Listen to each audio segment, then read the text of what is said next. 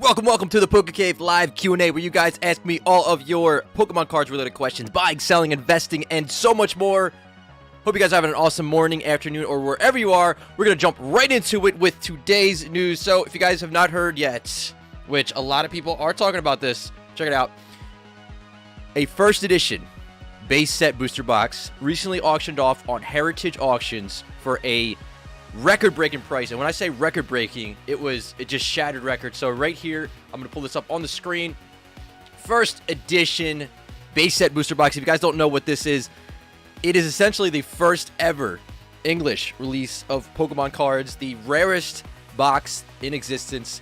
So if we total it up right here, it was $198,000 with the buyer's premium. Now that could actually go higher than that, depending on the payment method. If it was on a card or cash or wire or however they paid it. So basically, just shy of $200,000 for this booster box. You can see here, I'll show you guys a couple angles of it. These are clear wrap, so I know a lot of people that are new to Pokemon cards, the first thing they see is, a lot of times people don't know that this actually does not have the Wizards of the Coast era stamps on here. So it's one of the very few boxes that was clear wrapped. And let me know, guys, we are live right now. If you are in the chat, say what's up and let me know what your thoughts are on this this sale. Let me know, guys, because the last I heard before this, probably about $100,000 or so was the last one that I heard about. So very, it's big. Pokemon is getting out there and a lot of people are jumping in on it. So besides this now, and I think the bid on this, I don't know if they show what the actual bid was, but let me say 20% will be added on to that. So I think it ended around 160-ish thousand. So basically they add on a pretty big premium. It's called the buyer's premium. So if you guys are ever bidding on auction, keep that in mind, right? Because if you bid like $100,000 for something, you're gonna have to pay at least 20% on top of that. So you're looking at $120,000. But what's going on? We got Yellow Snow in the house. We got Ray. We got Jimmy, Johnny. We got Poke907. What's going on? Good morning. We got Skulls in the house. Tyranitar. Joe's here. Ross. Thank you guys so much for joining up here to the PokeCave live Q&A. If you guys do not know, you can jump right down into the description down there. Click on that first or second link down there and throw in your questions, right? You guys can throw in questions, and you can actually throw photos on that the questions as well. But do that. Throw some questions in there. I don't think there's a ton in yet, so I have a good shot at answering a lot of your guys' questions. So before we do that, though, I'm going to jump into some more news here. If you guys have not heard, besides this record-breaking price here for this first edition booster box, we can also check out some of the other auctions that ended at Heritage. So this is one of the biggest auction houses in the world, and we had a first edition Jungle Booster box that ended as well, sold for $9,600, and this is including that buyer's premium. Raphael, good eye, yes. Got a new setup here, so let me know, guys, if everything is looking good, if it's sounding good, if my words are matching up to my mouth and all that. I didn't even do a test run of this. I was up late last night. This is why we're starting late today. So let me know if everything sounds good, and thank you so much for being here. All right, so yeah, I'm finally, guys, check it out. I have my phone in my hand now. I upgrade it, at least for the Q&As. I normally, if you guys know, I always talk about I film with my phone, so I'm still going to do that for my live openings, but for the Q&As, I'm trying this for now, and just kind of learning how to use the camera and everything. But okay, so check it out, $9,600 for a first edition Jungle Booster Box, $9,600 on that one, which seems about market price, honestly. That's right around market on that. There's also an unlimited jungle, so if you guys know the difference here, this is unlimited. So basically, the only difference is it does not have that first edition stamp on there. So this one went for $3,960, so about $4,000. Now, keep in mind, Jungle Unlimited booster boxes actually have a shot at no symbol cards inside of it. So there's no way to distinguish it that we know of right now to figure out if there's no symbol cards inside of a Jungle Unlimited box. It makes it more exciting because you could open up any single one, and you never know. Oh, I'm sorry. I got to show you guys the screen. I'm all over the place right now. Oop. Okay. 1 second. Apologies. There we go. Okay. So, here we go. This is what I was talking about. A first edition Jungle Booster Box. $9,600 on that one was the last auction for first edition Jungle on Heritage just the other day. A couple days ago, this ended when first edition base set ended. Then there's also the Jungle Unlimited right here, which I was talking about at $3,960 as well. So We're gonna keep moving on to all the other items that ended here on heritage.com. Some nice items. We've got some fossil booster boxes, so we can check it out here. A first edition fossil booster box ended at $8,100. What's going on, everybody in the chat? Hope you're having a fun time. I'm trying to keep my eye on the screen as well, and I'm going to try to read your guys' comments. And we're going to jump into the Q&A in a little bit. We're just going over some auctions and things like that beforehand. Some big news. A lot of really cool stuff going on in Pokemon if you guys do not know. But Fossil Unlimited, this one went for just under $4,000. So, you know, we're seeing the pricings. The prices are sort of starting to get like established, right? Because we had this huge uptick for months and months, and we still are. I mean, you look at the first edition base set booster box, and this one was overdue, in my opinion. This was way overdue for a huge price increase. So I'm very happy. I just want to say it right now. I'm very happy that we were able to do that first edition base set booster box opening here in the Poke Cave around 5 months ago. I saw this coming. I really knew that this was coming sooner or later for this huge increase on the first edition base set booster box. So that's why I tried to make it a priority. Again, huge shout out to TCA Gaming for stepping in with me on that one, and all of you guys that participated, because I wanted to make this happen, the first edition base set booster box opening, and I knew if we didn't do it then that it really was probably never going to happen. So now we're looking at $200,000 for a first edition base set booster box, which is probably going to be established or pretty close to being established as market price, which makes it super difficult to open something like this in the future. So happily we got that off of our bucket list here in the Poke Cave, so that was awesome. But we're going to go through some more of the items here. So like I was saying earlier, besides the first edition base set box, which I thought was overdue for the price that we're seeing these get established, like jungle booster boxes at $10,000.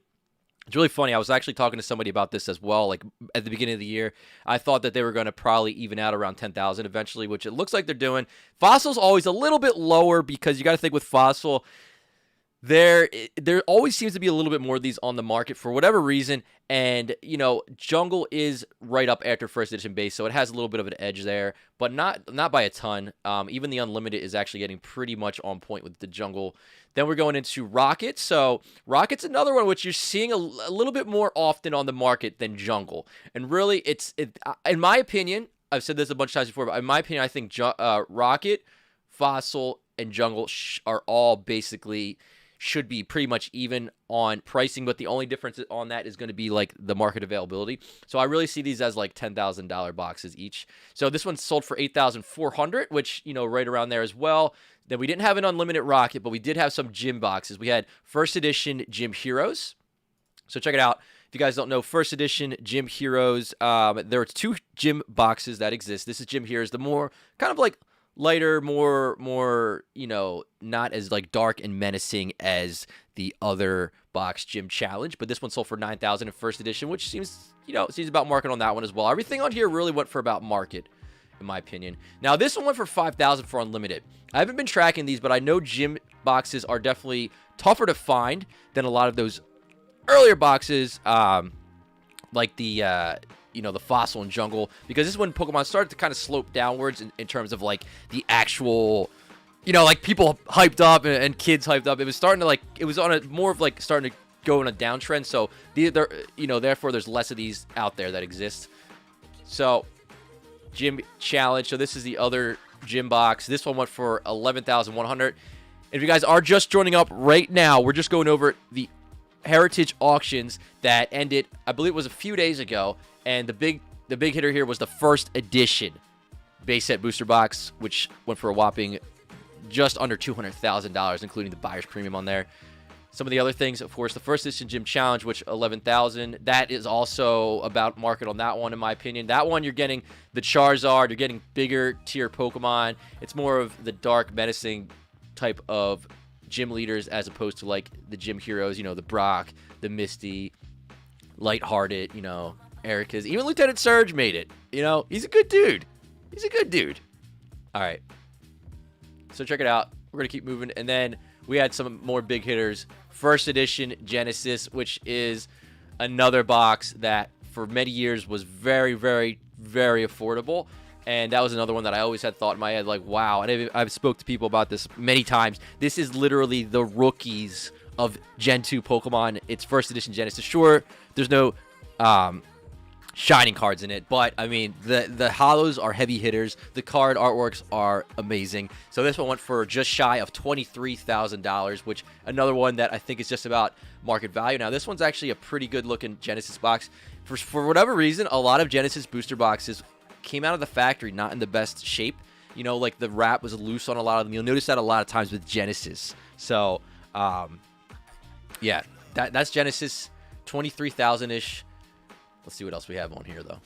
We have some theme deck cases. So 3,000 for, you know, and one of the interesting things here about all these boxes on Heritage, it makes me kind of maybe be under the impression that this could possibly all have been from an ex-Wizards of the Coast employee, because when you start seeing stuff like this, see this sticker on here? I could even zoom in a little bit. I can zoom in a lot, actually. Oh, it's nice. Okay, so I wish I did that earlier. I didn't know I could do that. So this material is not for resale.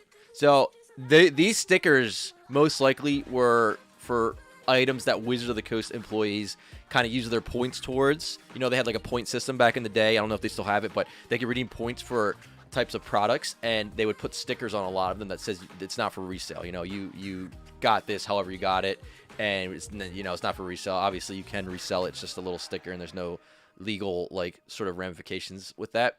But there's also the Jungle theme deck case, has the same sticker on it. So if we look at all the items that were on here, especially that first edition base box, it kind of makes you think that it was from a Wizards of the Coast employee. You know, one I did miss was the first edition Chinese booster box. Now this one was okay. First edition base set sealed booster box opened. Sealed booster box opened. So you mean open booster box, not sealed. So let's read. This is a little confusing. So a great opportunity to own this. On July 9th, they sold a sealed version of this box for $13,200. So this is this is a sealed booster box opened, but I guess they shouldn't have put that in there. But basically, I assume it's just the packs. I don't. Is this really only for 1, 2, 3, 4, 5, 6, 7, 8, 9, 10, 11, 12, 13, 14, 15 packs? I guess it is. So just 15 packs with an opened box. I'm assuming unweighed and everything like that. And it looks to be like that went for $6,600 with the buyer's premium. So besides that, we did have. Okay, so this is going back to August. So that was it. All of these. So. And this Alakazam for position only card, 1,140, which actually seems pretty reasonable for this card. So that was like all of the Heritage auctions that went off over the course of a couple days ago. Yeah, it was actually 2 days ago, September 10th. So what I'm going to do now is I'm actually going to go through onto some more information that we have going on here. Rock Sandy, I appreciate that. Thank you for being here. Appreciate everybody else that is hanging out here in the PokeCave, guys. If you're not already, make sure you smash that like button. If you are enjoying this video, it definitely helps out the channel, helps out with that YouTube algorithm, getting the videos out there and everybody jumping in and hanging out here. So what's going on? Julian says some of the later Neo boxes had shorter runs due to the peak cooling off. Yeah, so that's a good point, right? So like we were saying earlier is like with the earlier boxes, so like Base, Jungle, Fossil, all these booster boxes are up here in production and like the actual like craze of it, and then it slowly started to go down lower and lower. So that's why a lot of people ask, why are the Neo boxes so expensive? Well, there's a handful of reasons, but one of them really is due to lack of supply out there, because they didn't create as much of it, because there wasn't as much hype and as much, you know, going on with Pokemon during that time, and it slowly came down over time, and it was just, you know, like that. And then Pokemon Go came out, you know, the rise of like all Pokemon YouTube channels and the internet and social media, and then like everything else that's going on now. And I feel like 99 was here. I really feel like we're here. Guys, let me know if you agree with that. Do you think right now, put a hashtag, if you can agree or disagree with this. This is what it's all about. It's open discussion here. So put a hashtag yes if you think that right now with Pokemon, we are at that 1999 craze of like the amount of people that are in Pokemon right now. Let me know. Put a hashtag yes if you agree with that. If you think, yeah, we're there, like this is this is phenomenal, the popularity and everything that's going on, all the people in it, or you think no, like this is not as big as 1999 was. Let me know, guys. I'm very curious. I'm on the hashtag yes side of it, but you guys, again, like, feel free to agree, disagree, or have, everybody has their own opinions. But all right, so let's go. Hey, it's Yellow Snow, dude. Big thank you for getting me and others back into Pokemon cards. We appreciate you. Hey, that makes my day to hear that. So shout out to you for being in Pokemon and having a good time with it. So thank you so much for the super chat. So what's really cool now is actually a lot of you guys are agreeing with me. I'm seeing a lot of yeses. I'm seeing no's though as well. I'm seeing probably right now I'm seeing about 90% yeses, 95. And so a lot of people are saying, like, yeah, this is Pokemon right now is just getting wild. I mean, it is. So this is going to kind of transition us over to the other big news that I want to talk about a little bit more here. Now, if you guys did miss it, a few days ago, we went over the Champion's Path, the newest set that's being released that has 3 Charizards in it. So I want to hit on that a little bit more because there's a little bit more information that has been going on, some more stuff that's been out there, a lot more people talking about it. So I want to jump into that right now. So check it out. I'm going to switch over to the screen here. We're on PokeBeach.com, of course. Probably the best news source for Pokemon cards and everything in between. So this is Champion's Path. Again, just a quick recap. If you have not heard, if you're hearing this for the first time, Champion's Path, the set that is set to release on September 25th, so about 2 weeks from now, has 3 Charizards in it. Okay? So there is a shiny Charizard in this set. And to my knowledge, this is the only shiny card. They decided, we're just throwing a shiny Charizard. No big deal. So they threw in a shiny Charizard, and they threw in a Charizard VMAX Rainbow Rare, and they threw in the Charizard V Full Art, which you can only get in the Elite Trainer boxes. Guys, this set, now, it's just, the amount of hype around this is insane. So there's a few things I want to touch on.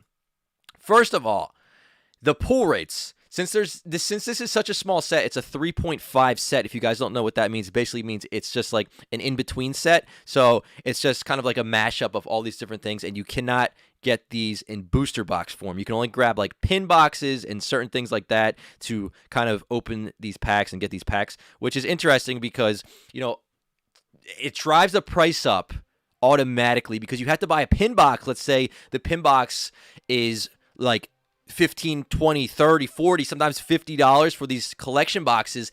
And what happens is you already out the gate are paying more per pack because you have to pay for, you know, you're paying for all that extra material, the extra shipping that goes into the big package, the pins, the, you know, the promo cards, like all of that stuff. You have to, you're basically paying for that. So check it out. If we go here and we go to Champion's Path. So Champion's Path, right?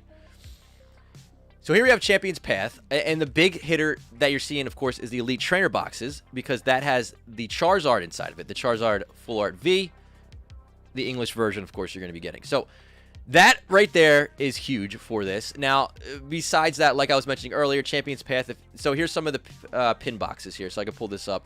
The pin boxes, and like, you have to pay, so like, look, this is, I know this is not the same price everywhere, but I'm just saying in general, like, there's $8.70 shipping plus $16 for the actual thing. You're over like 20. You're at like $23 for 3 packs out of these. So that plus the hype of it, right? Like the actual hype of people jumping into this and like grabbing all these things is just going to be causing these prices to skyrocket, in my opinion. So if Pokemon had it set up in a way where they did have these 0.5 sets come out with booster box form or some kind of like, even you know what would be really cool is like they used to have, I'm trying to see if I have any over here.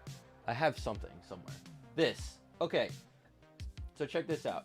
Like, I think Pokemon should really consider doing something like this for some of these 0.5 sets. It would really help kind of bring the pack prices down. And because look at this. Whoops.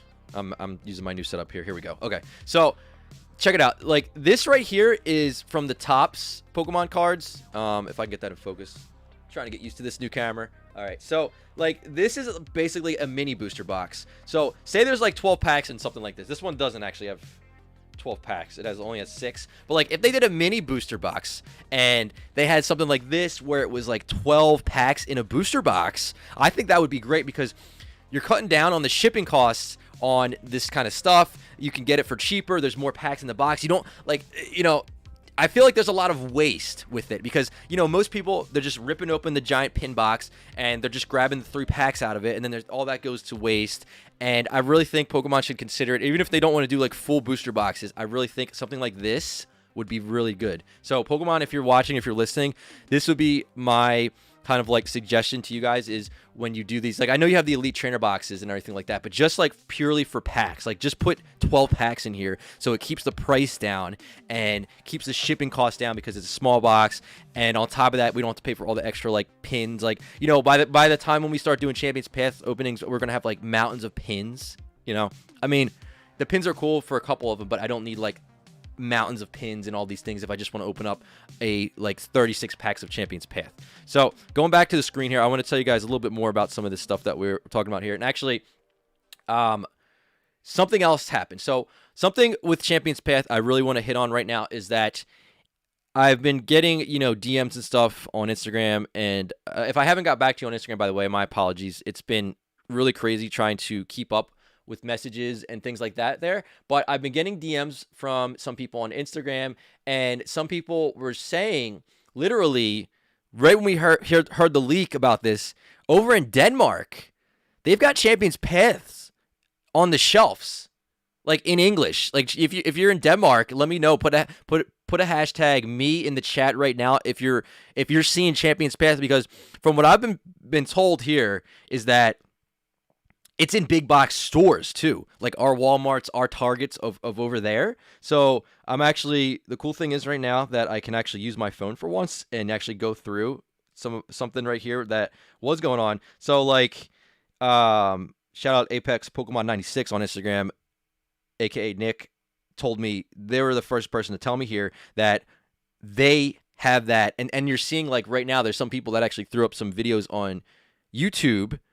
And yeah, Bad Heaven, I'm actually going to hit on that right now. So there was the shiny Charizard that was pulled. I think it was pulled out of like the 4th pin box. So I actually have video of that. I'm just going to show you it. I'll probably just do it like, this way. Hopefully, I can get this on screen. So here's like the Charizards. Can I get that in focus though?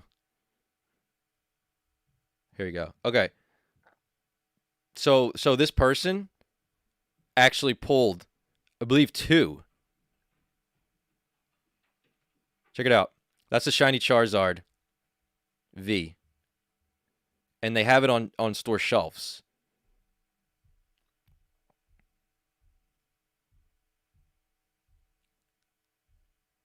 So, I mean, that like, it's pretty wild that for some reason they got it over there already. So let me know what you guys think of that. And like here's like and then they actually did put it on auction. I think it was on like a Facebook marketplace, and they auctioned it off. So just so you guys have like an idea of like, this would probably be like the first ever shiny Charizard V that went up on auction. It wasn't on like eBay, but it was hang on one second. It was on like a Facebook group. $350. That was the final sale price. So this is, if I can get it, there we go. Okay, so yeah, $350 for raw. So what's pretty interesting about this is that it seems like they pulled, I don't know how many pin boxes they opened up. I think it wasn't a lot. So that's the thing, right? Is that it's such a small set, but on top of that, you're getting like, I don't know why I didn't have it on full screen for you guys for that one. There you go. I'll do it again if you didn't see it. But on top of that, the pull rates, right? So like, and let me do that video again, because I just realized I had it on the smaller screen. So if you guys are just joining up here, people are pulling this new Charizard, the shiny Charizard V, and what's happening is in Denmark they already have them on store shelves, which is interesting. It's kind of surprising to me, but I mean, so now we're seeing like first looks at this card in English, because when we did that leak video a couple days ago, we weren't looking at the cards in English. So there's the 2 that they pulled. So that kind of is going to tie into the next part of this discussion that had me thinking, is that the pull rates for these cards from Champion's Path, it's not going to be like the Hidden Fates. It's not going to be like, we're not going to be sitting here going through 1,000 packs, 2,000 packs to get a shiny Charizard GX or a shiny Charizard V from this set. Like, we might be going through 50 packs, 100 packs. We might be pulling out the shiny Charizard V, the Charizard V Max.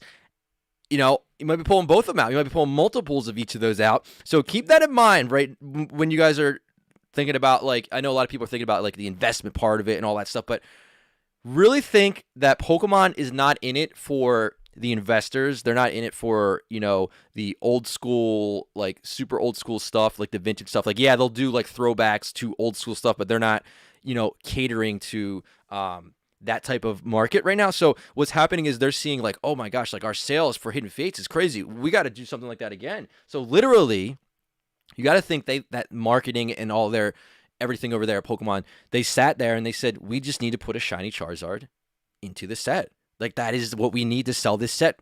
We need another Charizard, and then we'll do it on top. Like, not only did they do the Charizard V full art in this set, and I'll switch back over to the screen if you guys don't know what I'm talking about, you're just joining up here, but Champion's Path, like, not only did they do the shiny Charizard, oh, here we go, because they already have this in hand, because this is in English. I haven't seen this yet. Wow, 142 views an hour. This might be one of the first.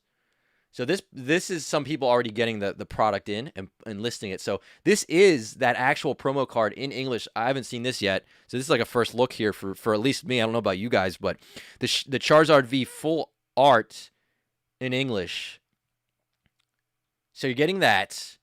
Then on top of that, you're getting the Charizard VMAX Rainbow Rare, okay? And then on top of that, you're getting the shiny Charizard V. So Pokemon is, like, juicing this thing. I mean, they're sitting there, like, rubbing their hands together, and they're just like, this is what we're going to do to sell this set. We're going to put a shiny Charizard in it. We're going to put a secret rare Charizard VMAX in it and a full art Charizard V. And it's going to work, right? But see, the one thing that they don't care about really is they don't care about pull rates. They don't care about, like, they don't care about that kind of stuff because they're going to sell it this way. And people are going to be able to get their Charizards, which is cool. I mean, it's cool because you have a really good shot at getting these Charizards. And it's not like Hidden Fates where you have to sit there and open 1,000 packs. Although they should really think about it that way, is because if people are opening up more packs to get these cards, that means more people are going to buy more packs. So just as, like, a sort of, like, business perspective on their part, it would be smarter to make these cards a lot harder to pull.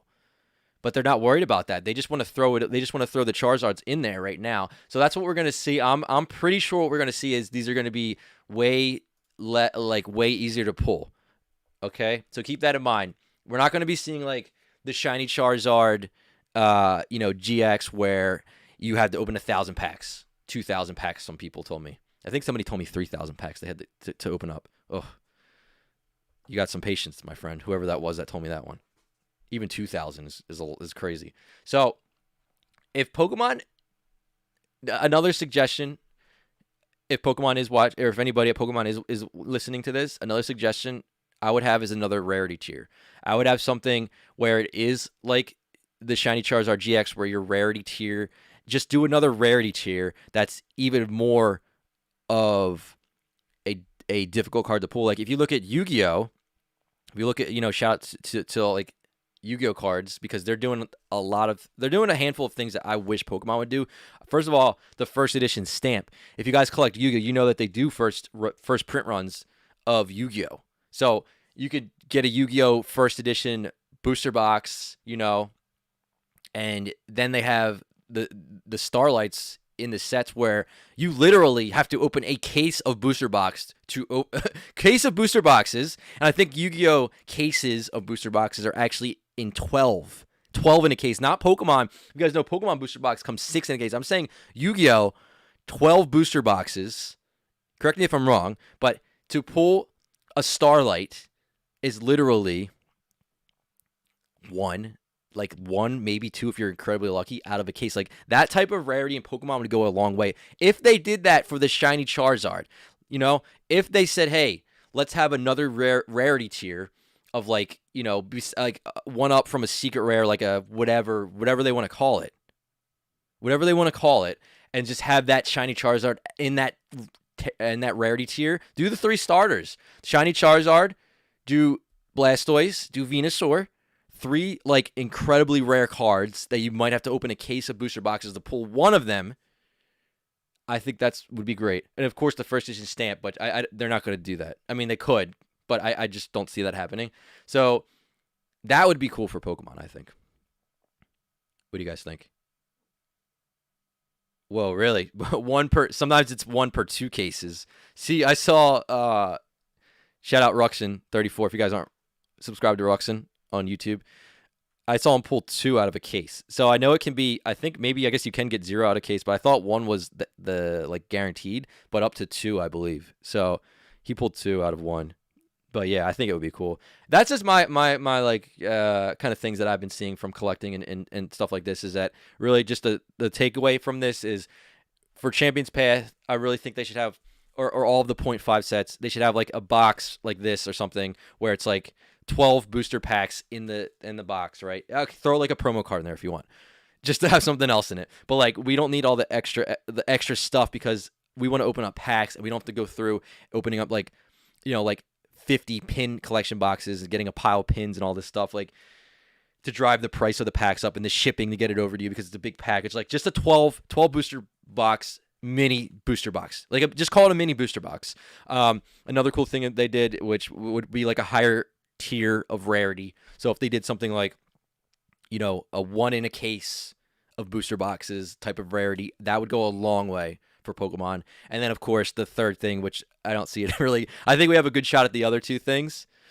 The third thing, the first edition stamp, you know, if they threw first edition stamps, but people are going crazy now, it would go to like the next universe if they started doing stuff like that with first edition stamps. But yeah, so hey, so Eduardo B with the super chat. Have you ever thought about opening a grading company with TCA and other professionals to remove the monopoly from PSA and Beckett? Much love from Italy. Hey, thank you for tuning in from Italy, my friend. So I've actually been in discussions with this with some of the long-term collectors and things like that. Just as it would be more of something where we'd have to commit basically full time to it, and that's not a commitment that I'd be willing to make at the moment. Of course, you know, the uphill battle, the investments, everything that goes into that, it would have to be a passion-driven project of something of like huge proportions that would take, you know, amounts of time and planning and outside investors and things to get that moving that I wouldn't be willing to sacrifice right now.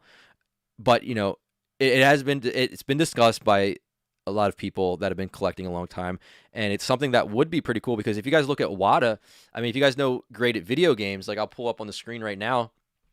Graded Video Games, right? So VGA, if you guys know, has been the leaders, and they've been basically the only company that grades video games, but all of a sudden WATA came through.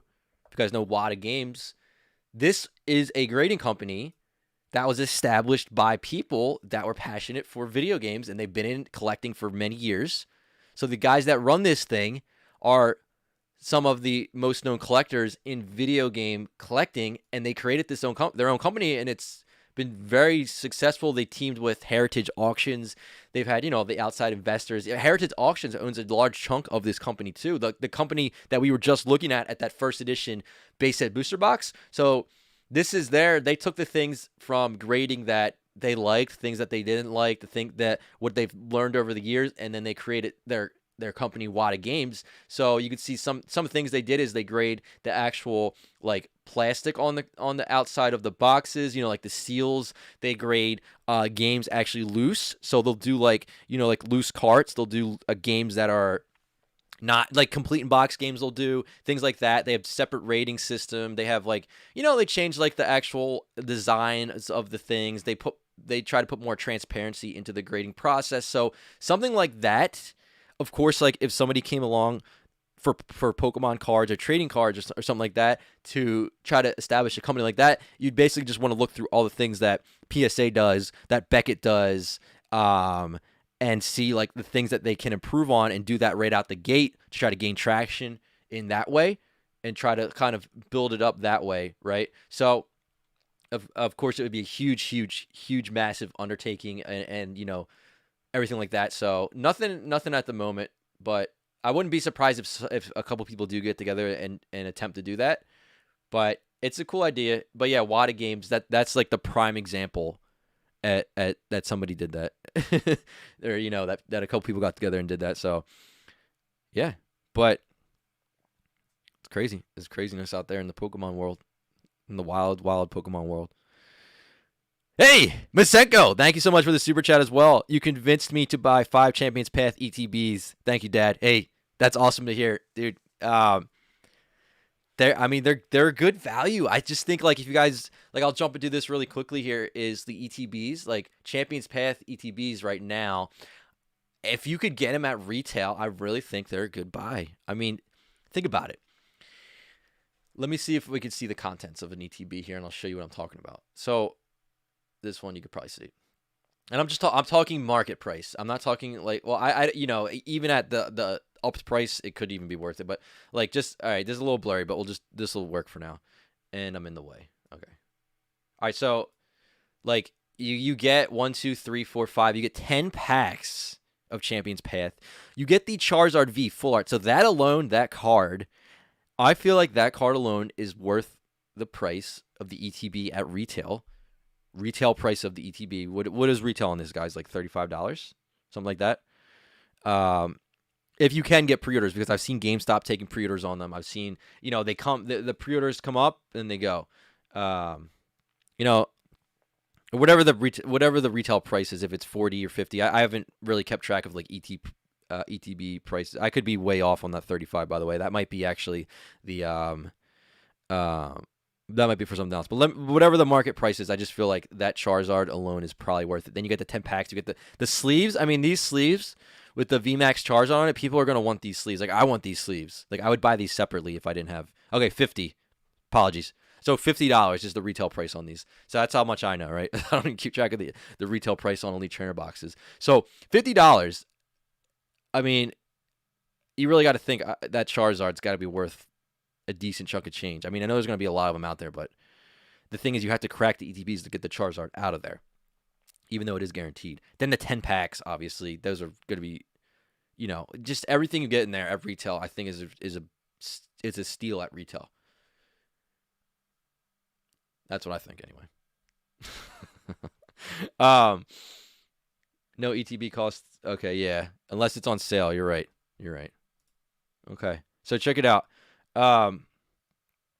So yeah, people are pre-ordering from GameStop too. So that's the thing, right? It's like, are you going to get your pre-orders? Are they going to, like, how many places are actually going to go through with every single pre-order that people put through? What's going on, Ragnar? What do you think about 2021 Digimon First Edition booster boxes? So yeah, if you guys didn't hear, Digimon has been making a return. I'll pull it up really quickly, and then I'm going to jump into the live Q&A. If you guys have not already, put your questions down there in the form. It's like the second or first link in the description, and fill that out, and we're going to jump into it in just a second here. But there's so much news going on. There's so much stuff going on that I really wanted to hit on a lot of this stuff before we did that. But really quickly here, I'll jump into your question. So honestly, I haven't been following it. I'm going to be honest with you. I outside of like Pokemon and Yu-Gi-Oh! And really that's mainly it. I haven't really been following anything, but I did hear Digimon is making a comeback. They're making a comeback, I think, in Japan. I don't know if they even had. That's as far as I know. I didn't even know if I heard about English release. So I don't see anything. I don't see any boxes right now on eBay. I'm assuming it's not released yet. But yeah, we could dig more into that once that I find out more information about it. Digi what? Somebody said. In the UK, the retail price is okay. Whoa. So retail on ETBs in the UK is $102 US. Marshall, thank you for the information, my friend. Dude, that is crazy. So yeah, it's crazy. That's in conclusion, it's crazy. All right, so what we're gonna do now is jump into the live Q&A. If you guys have not already thrown your questions in, throw them in there. Let's jump into it. So we're going to start off here. Our first question of the day comes in from Beardy Man. This is a collecting question. And the question is, I've recently got back into Pokemon this year, but prices have been so high. So my question is, what would the best Pokemon product or products to start collecting on a budget? So if you're on a budget, really going with the modern stuff, right? I mean, it depends. If you're looking for... It depends exactly, like when people ask this question, it depends what exactly era you're looking to jump into. So if we look on... I'm just going to pull up PokeCollector here. So if you guys don't know PokeCollector, you can go on there and see all the sets in order. It just makes it a lot easier to kind of see what's happening. So check it out.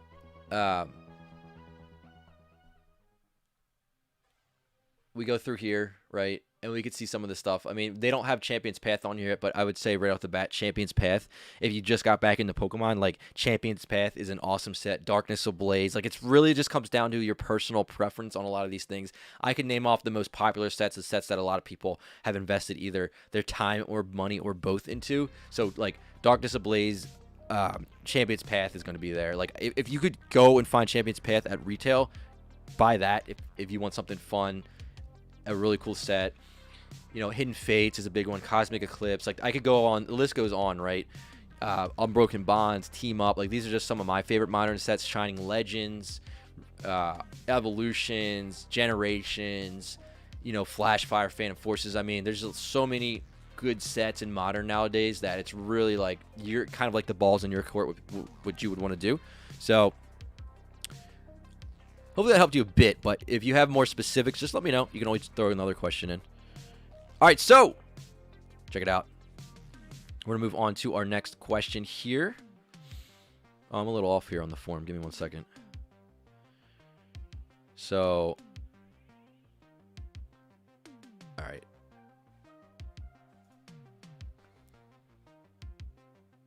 All right, so next question is going to be from Chris. We got a grading question. The goal is to know if any of these vintage Japanese Pokemon cards are worth grading for resale. Okay. I have a binder of holographic 1996 Japanese Pokemon cards. Are they worth getting graded? I think you might have forgot to throw your photos on there. All right. I can't answer that one, unfortunately, but thank you for the question either way. Aximate, what's going on, dude? So, question. The goal is seeking a collection advice and growing a YouTube channel. Thanks for the inspiration. Hey, my pleasure, my friend. Always love seeing you here. It's so cool to be on a first-name basis with a lot of you guys and seeing you guys here all the time, hanging out. So the question is, hey, Rev, this is about that recently found EX Deoxys pack at Target. I wanted to ask if I should sell it or open it. It might be my only chance to open such an expensive pack. If I do, I would love to open it with you. Oh, dude. I remember you mentioned that. You said you found a Deoxys pack in Target. I think it was about a week ago. So I think you have some photos on here. I can actually pull these up on the screen. Whoa. All right, check this out. That's crazy. Okay. So, Axiom Ape. I'm going to switch over screen here. Give me 1 second. I got a new setup here, so it's like a little different. I should have prepared this a little bit before. All right, so check it out. All right, so we got some pretty crusty packs here. The Deoxys looks pretty clean though. Looks like you got Furious Fist. You got another pack. I don't even know what that is. That's not Pokemon though. And another one. This might be like Harry Potter maybe. It's got that like sticky like residue from back in the day. Ooh. Okay, the under the whatever you call those things. Ooh, what is this pack, dude? I'm curious. I'm curious what these are now because they look old. They look old. I can't tell what that is. And this one I can't tell, but it has like that gross like bottom part. But dude, congrats on the find. Like that's pretty wild. So, you know, I mean, you could open it. It's one of the most expensive booster packs that are out there.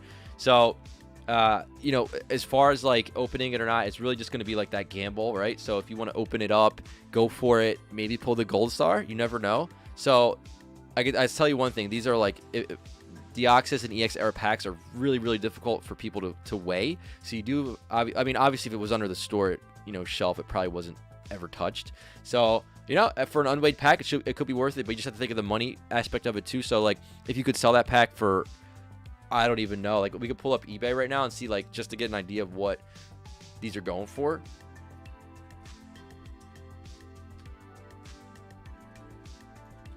I'm sure they're going for at least, yeah, like, here's DA Card World's got them for $625 for best offer. So I'm assuming 5 something for 60. Yeah, I'm assuming they'll take a $500 pack.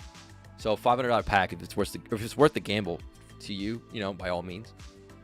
But yeah, let me know. That sounds like a really fun time. Thanks for sharing that. And guys, you can always share your stories as well. So if you do jump into the question form down below and you're wondering how I got to those photos and the questions, it's a link down there in the description. You can throw in photos, your questions, or even, I need to make another category on there, but I haven't done it yet. I'm going to put another one that'll just say like, just like crazy stories or awesome pickups or something along those lines where you guys could share your stories, because I think that's always fun type of discussion. So, all right, let's move on to our next question though, but thank you for sharing that. All right, so next question. All right, this is a cool question. Noah, thank you for the question. A collecting question. Are legend cards and the next gold star, in terms of price booms? I just bought the Lugia top and bottom. Such an amazing artwork. So, guys, I'm gonna show you what the legend cards are. If you don't know what those are, essentially, it's like there's a top half and a bottom half to those, and they're really awesome from the Heart Gold, Soul Silver era. So I'm gonna jump in over here. I really didn't set this up right, so it's taking me a little bit longer to switch screens here. But so what I'm gonna do is I'm gonna type in legend cards. Okay, legend. All right, so legend cards. So this might be a little bit harder to find because it's just legend or gold. Let me put that one. Okay, I'm gonna try to at least see some of this. So, oh, I totally didn't set this up right. Okay, so legend cards. Like, here's an example. Let me go to sold. So yeah, I mean, it is like super high tier rarity, with still like able to grab it for reasonable prices. So like these are Japanese, but just to give you an idea, it's tough to search for these. But like here's the legend cards, right? This is the Lugia or legend card. You got the top half and you got a bottom half. You have to pull both of these cards, and it's a super high rarity. Well, actually, what I could do is I can go on PokeRev here, and this just makes it a lot easier. So I can go to something like Heart Gold, Soul Silver, Triumphant maybe. So here we go. Like here's some of the legend cards, right? So Darkrai and Cresselia Legend, top half, and then the bottom half, right? So those are some legend cards. I can go on to Heart Gold, Soul Silver. And yeah, I mean, Heart Gold, Soul Silver is a set that the prices are just going up and up and up. Let's do base. Heart Gold, Soul Silver. All right. So here's some cool ones. All right, that was the Lugia, and here's the Ho-Oh. So you have Ho-Oh Legend, top half.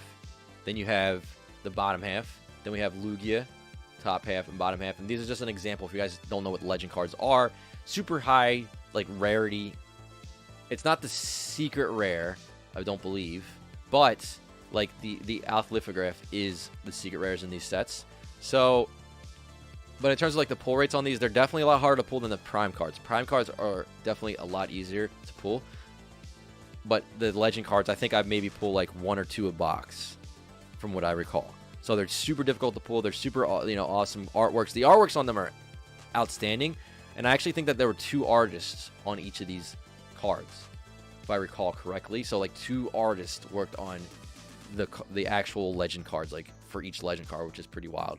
So yeah, I think so. I think people are definitely going to start appreciating the artworks on these a lot more. I mean, people already are, but just more. When I say appreciate the artworks, I mean more people like jumping into it and learning about it, and then taking the next step to actually start building the collection and buying things from the market. That creates the actual like price increases. All right, let's go. Again, guys, I hope you're having a fun time here hanging out in the Poke Cave. If you haven't already, make sure you smash that like button. It helps out a lot with the YouTube algorithm and helps get the videos out there, and it's free. I mean, you can't beat it. And if you change your mind, you can always unsubscribe. All right, so let's go to the next question here. So, all right. This is a buying, selling question from Marion. And the goal is to start opening booster boxes live. So the question is, good morning, PokeRev. Loving the content. You inspired me to start doing live openings. Bought a case of Vivid Voltage. So that'll be my first opening. My question goes along with the logistics sides. Okay, so this is more of like the hands-on, like how do I get this out to somebody that ordered this, right? So just before I jump into that, like congrats on taking the next step, right? Because everybody has their goals and their passions and things like that. So when I hear people taking it to the next level in terms of like actually, you know, a lot of people talk about these things, but when you actually take the action, I respect that. So I can totally respect you for doing that. So congrats on that. Like, you know, high five to you. So logistics, right? When we're talking about logistics, like actually all the behind the scenes stuff, right? The stuff that you guys don't see. That takes a lot of time to develop and figure out. So over the years, I've had different businesses that have, you know, when I first started, you know, things were, you know, you don't succeed right away. So, you know, starting off, you know, you fail like 10, 20, 30 times. As long as you learn something from that and move on to the next thing that you're going to try, that's the way it works, right? So, and then along the way, you build up those things. Like you build up how to do something, you learn how to do something, you whatever it is, you become more creative. Whatever that experience you got from that failure, that's going to propel you to the next level, the next thing that you're going to try to succeed. So again, you know, for taking the next step, that's what it's all about. All right, so what do you use to ship cards in? Do you have the same packaging for more valuable cards or less valuable cards? How much is shipping typically? Is there a cost to starting up your own website? All right, so I'll bang out some of these questions because I know a lot of you guys do have questions that are not specifically related 100% to like actual Pokemon cards, because on this channel, you know, we do Pokemon card collecting. If you are new here, by the way, so give me a hashtag new in the chat right now before I continue with this question. I want to know how many people just stumbled upon this live right now and you've never been here before, you've never seen my face. Put a hashtag new in the live chat. There's a live chat going on right now where you guys can hang out and talk all things Pokemon cards. You can network in there. So like somebody has something that you're looking for, like link up after the live and like get it done, right? Like that's what it's all about, creating those opportunities here in like during this live as well as outside of this whole like live stream and everything like that. So I know a lot of people have made those connections here, which is cool to hear, right? Because I want you guys to get value out of it. So if you are new here, let me get a hashtag new so I can welcome you here to the Poke Cave. If you guys don't know, my name is PokeRev and this is the Poke Cave. So for this is a Saturday morning Q&A, and we talk all things Pokemon cards, buying, collecting, selling, investing, the market, like even crazy random things, you know? So, but you know, besides that, if you are new here, consider hitting that subscribe button and turn on those notifications. And we do a lot of Pokemon cards openings here if you guys are into that as well. So Tuesday, Thursday, and Sunday, right? So tomorrow's our next opening. We open Pokemon cards live. I think it's the most fun way to go about it. But we got a lot of new people in here. So I just want to welcome Mama House. What's going on? Welcome. You're the first one that said new. R3 Play. We've got a lot of old school OG ancients in the house. So shout out to all of you. But like Josh, we got here. Rocky, CG is here. Bilbo, Paja is an OG. But we got a lot of new people. That nerd. So welcome. Panda Squad is a week old. That's awesome. All right. So in terms of like, yeah, if you are new, make sure you hit that subscribe button. Stick around. You're not going to miss all this stuff. But jumping back into that, so we're moving on to like a different type of subject here. So what do you ship your cards in, right? So what I'm going to do is actually, I'll show you. I mean, like that's the one thing here is that I'm not affiliated with anybody whatsoever. So anytime you see something on the screen, or like I recommend something, it's just out of my own use of that product or whatever we're talking about. So, sorry guys, I'm trying to mess with this. It's just like, I totally didn't set this up right. But okay, so Uline, right? So go to Uline and that's where you're going to grab boxes. So I don't remember the exact specific name of the box I use, but I use foldable boxes. I don't think I'm going to be able to find them. Uline has so many things, but like a lot of you guys ask about like the bags that I use, like the boxes, like I just get everything on Uline, like the, you know, all different bags and stuff like that, and everything in between, all packaging materials I get on Uline. So you can do your own like due diligence on here and kind of figure out what works for you. But they have all kinds of stuff on here. but Uline for that kind of stuff. And yeah, the same packaging I use, maybe just a little more bubble wrap or something if it's something crazy, and you know, insurance and all that stuff on that as well. Shipping, I mean, so in terms of the cost of shipping, that's going to depend. So like you could talk about something that's domestic, is like first class package for a couple packs of cards, you know, being, you know, $4 or $5. You could talk international, it could be, you know, 10, 20, 30, 40, 50, $60. So it's all over the place. Really just depends on the weight and where it's going. So, and then a cost of setting up your own website. So I really got to start getting some of these guys to sponsor this video. I mean, come on, I'm giving everybody, I'm giving all the big shout outs to all these companies. No, I'm just kidding. I don't care. But Squarespace, what I use. Yeah, there's a monthly cost to it and everything like that. So Squarespace, what I use, there's all types of different. You could, you know, you just Google. You want to go usually with like the easiest, most streamlined type of web service. And I know there's a couple other ones that are pretty big as well, but I just went with Squarespace. I don't even remember why I went with Squarespace, but I thought it was pretty easy to set up, and a lot of it's just drag and drop, and it's like, you know, back in the day. I don't know if any of you guys set up websites before, but you know, all the HTML, like the JavaScript and all that stuff, like you don't have to worry about any of that stuff. But yeah, hopefully that helped you out a bit there on your questions. Best of luck. All right, let's see what the next question is.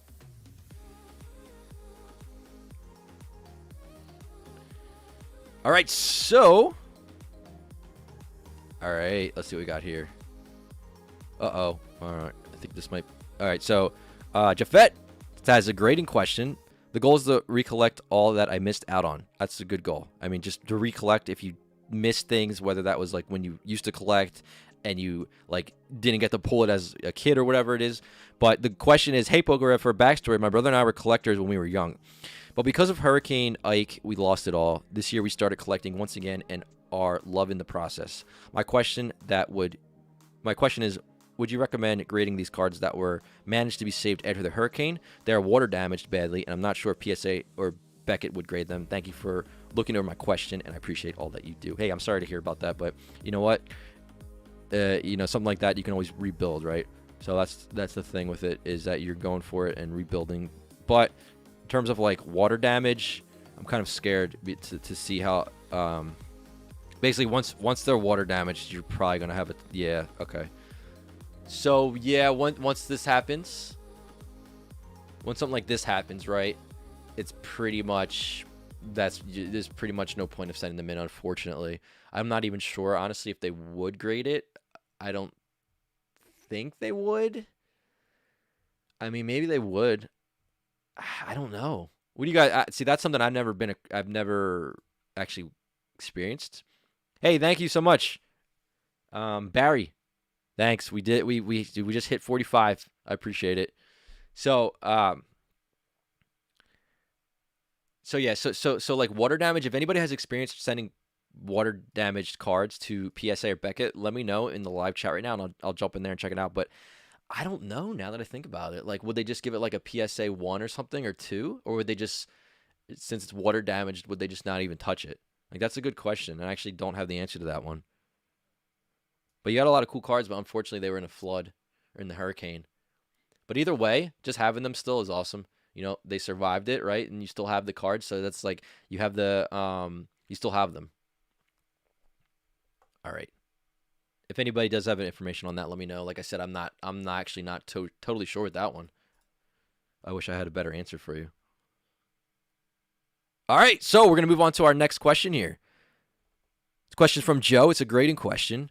Hey Rev, I bought this Evolutions Charizard near mint for 45 Canadian dollars. The back is some whitening around the edge. Do you think it's worth getting graded? And what do you think it would come back as? Thanks in advance, Joe. So Evolutions Charizards, a lot of people are trying to grade these because if you guys don't know, the PSA 10s on these, I think are going for like $1,500 or $2,000. But either way, they're definitely worth grading most of the time. I mean, even at like an 8 and a 7, they're worth grading. So like something like this has a decent amount of whitening on the edges. So you might be looking at something like a PSA 7. So this one in particular might actually not be worth grading because I think maybe once you get under like an 8, you start to get back to that like break even mark. So what I can do is I can just go on the eBay, and all we do is like a quick search for PSA 7 Charizard. And let's see what these have been going for. So PSA 7 Charizard will go to sold. And yeah, so I'm not even. So 7 still went for $70. 75 best offer, 65. So it's going for about $70, honestly. So I mean, you paid 45, then you have to pay for the cost of the card to get it graded, which maybe like $10. So that's 55. Then the shipping back, so 60. Then the fees on eBay. So it's still, you're still at a net positive at a PSA 7. So yeah, it still could be worth grading. Depends what you want to do with it though. All right, so let's see what our next question is.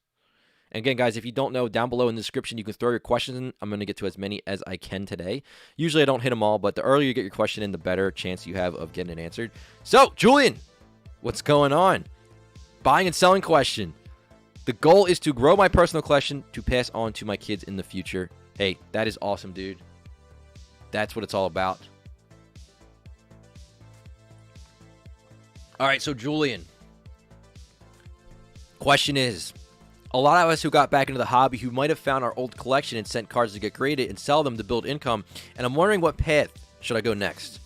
I'll have between 4,000 to 5,000 from the initial graded cards that I will sell, and want your opinion on should I look for a variety of sealed product or graded cards. So you're at that point, right? And you're doing exactly I would say like one of the best ways to go about this is you're grading a lot of your cards, and then you're taking whatever you don't want. You're creating a source that you can use to grow the collection further, right? And then you take these other items and you can sell what you don't want, and you just keep building it that way. So you're doing it a really good way there. So now the next step is I'm going to have the cash from selling the cards. Now what do I grab next, right? So in terms of like the actual investment part of it, I feel like the safer way, like the safest way, is you kind of go for the older sealed stuff, because with the newer stuff you do see a lot of people grabbing it and holding it, but you're going to see a lot with the newer stuff is a lot more supply, a lot more people on it, a lot more flipping activity and things like that. But the older stuff that you get into, the less of it that's out there, the more desirable it is, and et cetera, as you know and as you've seen, because I know you've been here for a while now in the Poke Cave. You witnessed all of this stuff going down. So really, I mean, honestly, I'll tell you what I would probably do if I were in your shoes, and you can take it for what it's worth. But if I had like 4,000 to 5,000, I would probably try to go for the oldest booster box that I could grab. So if you saw the Heritage auctions a little bit earlier, that something like a Jungle Unlimited booster box, something like a Fossil, you're like right in that range.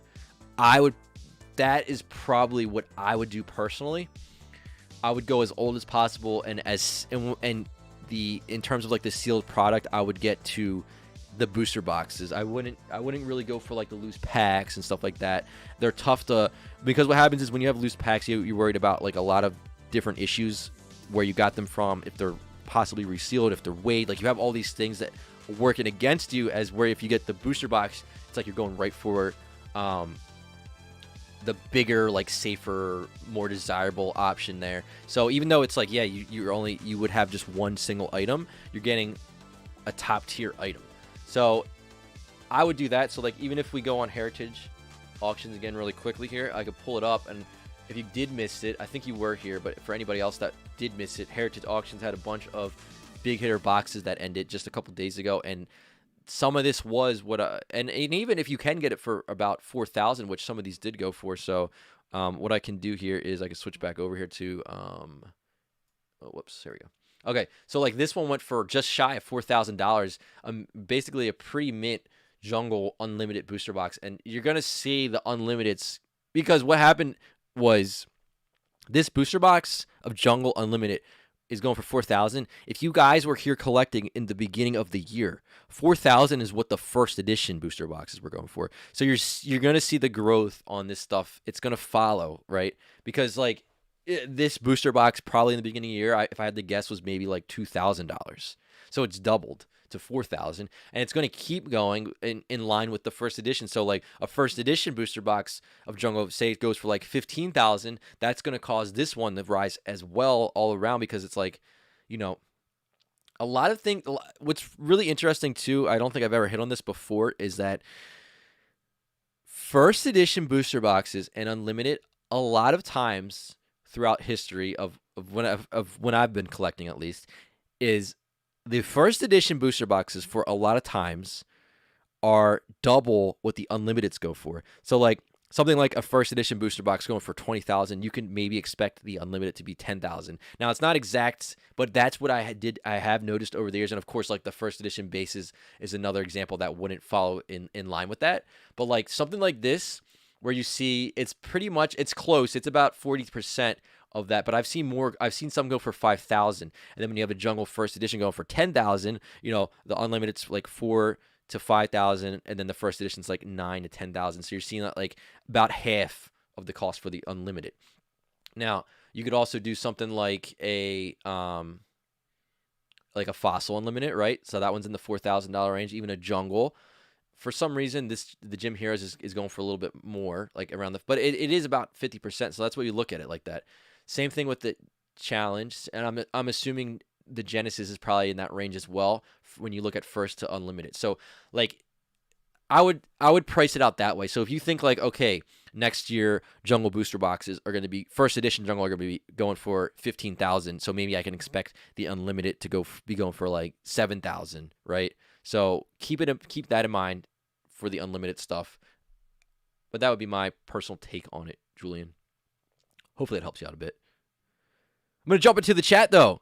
Apologies, guys. I'm missing a bunch of stuff here, but whoa, Ryan, dude, thank you so much for the $100 super chat. That is like incredibly, incredibly generous. You did not have to do that, my friend, but I appreciate that so much. But you do have a question attached to that.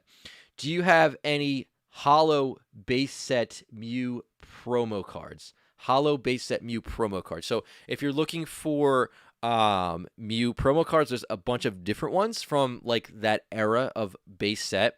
So I do have the Mew Holo version of the promo card, so I can actually show you what I'm talking about here. So if we do Mew PSA, we can jump into Mew cards if you'd like to kind of dive in that a little bit. So Mew, and what we're gonna do is I'm just gonna take out any of the like Japanese. We're just gonna stick with English for now and kind of go through a little bit here really quickly. But yeah, I do have a handful of Mew cards, and Mew's a super popular Pokemon, so I don't know if that's maybe one of your favorite Pokemon or something like that. But like there's the ancient Mew, of course, which have been seeing crazy growth lately as well. Like these are the ones that you got from movie theaters. If you guys don't know, ancient Mew, this one's a PSA 10, went for about $230. So I have a handful of those still sealed, some graded as well. And then where's that other Mew I want to look at? It's like I forget the exact name of it. It's definitely a more expensive one. So let me go to like highest priced. Oh, of course the Southern Islands ones, guys. If you don't know about Southern Islands Mew, this artwork, Southern Islands artworks are absolutely insane. Like the artworks are crazy good, and there's multiple Pokemon in all of those artworks. So if you guys are ever collecting Southern Islands, it's a small set, totally worth going for it. This is a Mew promo. This might be something that you might be looking for as well. Got Charizard in the back of that one too, on top of it being a $4,000-ish card or so. So here it is. So like the Black Star Mew. So they have versions of this one as holo and non-holo. So I believe this should be the holo version for this price. So yeah, this is like when you said that, this is like the first card that came to mind is something like this, the Black Star promo Mew. And they have it in holo, which is pretty pricey, but then they also have the non-holo version as well. But I do have a couple of each of those cards that I did mention.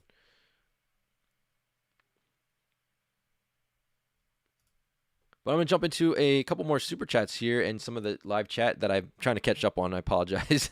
I need like a little thing that rings or something, so I know that you guys threw that in there. But hey Rev, not asking for a shout out, but made a Pokemon Insta a week ago focusing on box openings. You've inspired me. It's Elite Pokemon Center. I'm a huge fan and would appreciate a follow. Hey dude, congrats on setting up the Instagram. Best of luck to you, Elite Pokemon Center on Instagram, and I appreciate the super chat.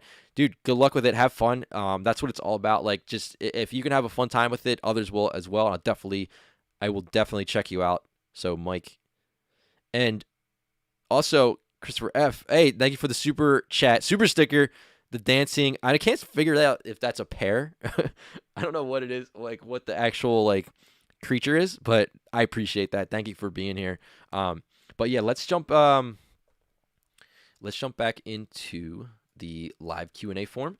Hopefully you guys are having an awesome time here hanging out. Seems like you guys are. And if you guys are just joining up here and you did see like the actual thumbnail of the video was the first edition base set booster box, so I could pull that up really quickly because I know a lot of people jump in and out of these, and some people do join up and miss like the actual like beginning, and they're like, where's this $200,000 booster box? Well, here it is. So this was Heritage Auctions. This ended a few days ago. It went for just shy of $200,000 with the buyer's premium in mind, so keep that in mind. It's sometimes it's more than 20% though, so it could have actually went for more than $198,000 if this person didn't wire them the money. Like if you did a credit card, I think they charge you like 23% or 25% or something. So either way, it's right in that $200,000 ballpark for a first edition base set booster box, which is, it's the holy grail of sealed product. I mean, it is the holy grail of sealed product.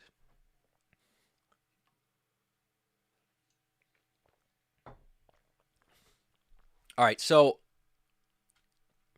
if you guys want to see all the other auctions on here, you can jump on Heritage as well and check it out. There's a bunch of other boxes, but we did hit that in the beginning. You can always rewatch it as well. Again, guys, if you are in the live chat, make sure you're having a fun time in there and do your networking. Like, I know a lot of people find products in the chat and people are looking for things as well. So always feel free to do that and just enjoy your time here. And we're all in it, right? We're all like into Pokemon cards in one way or another. So these are like your people here. So all right, so let's move on to our next question though. All right. So next question is from Skylar. It's a grading question.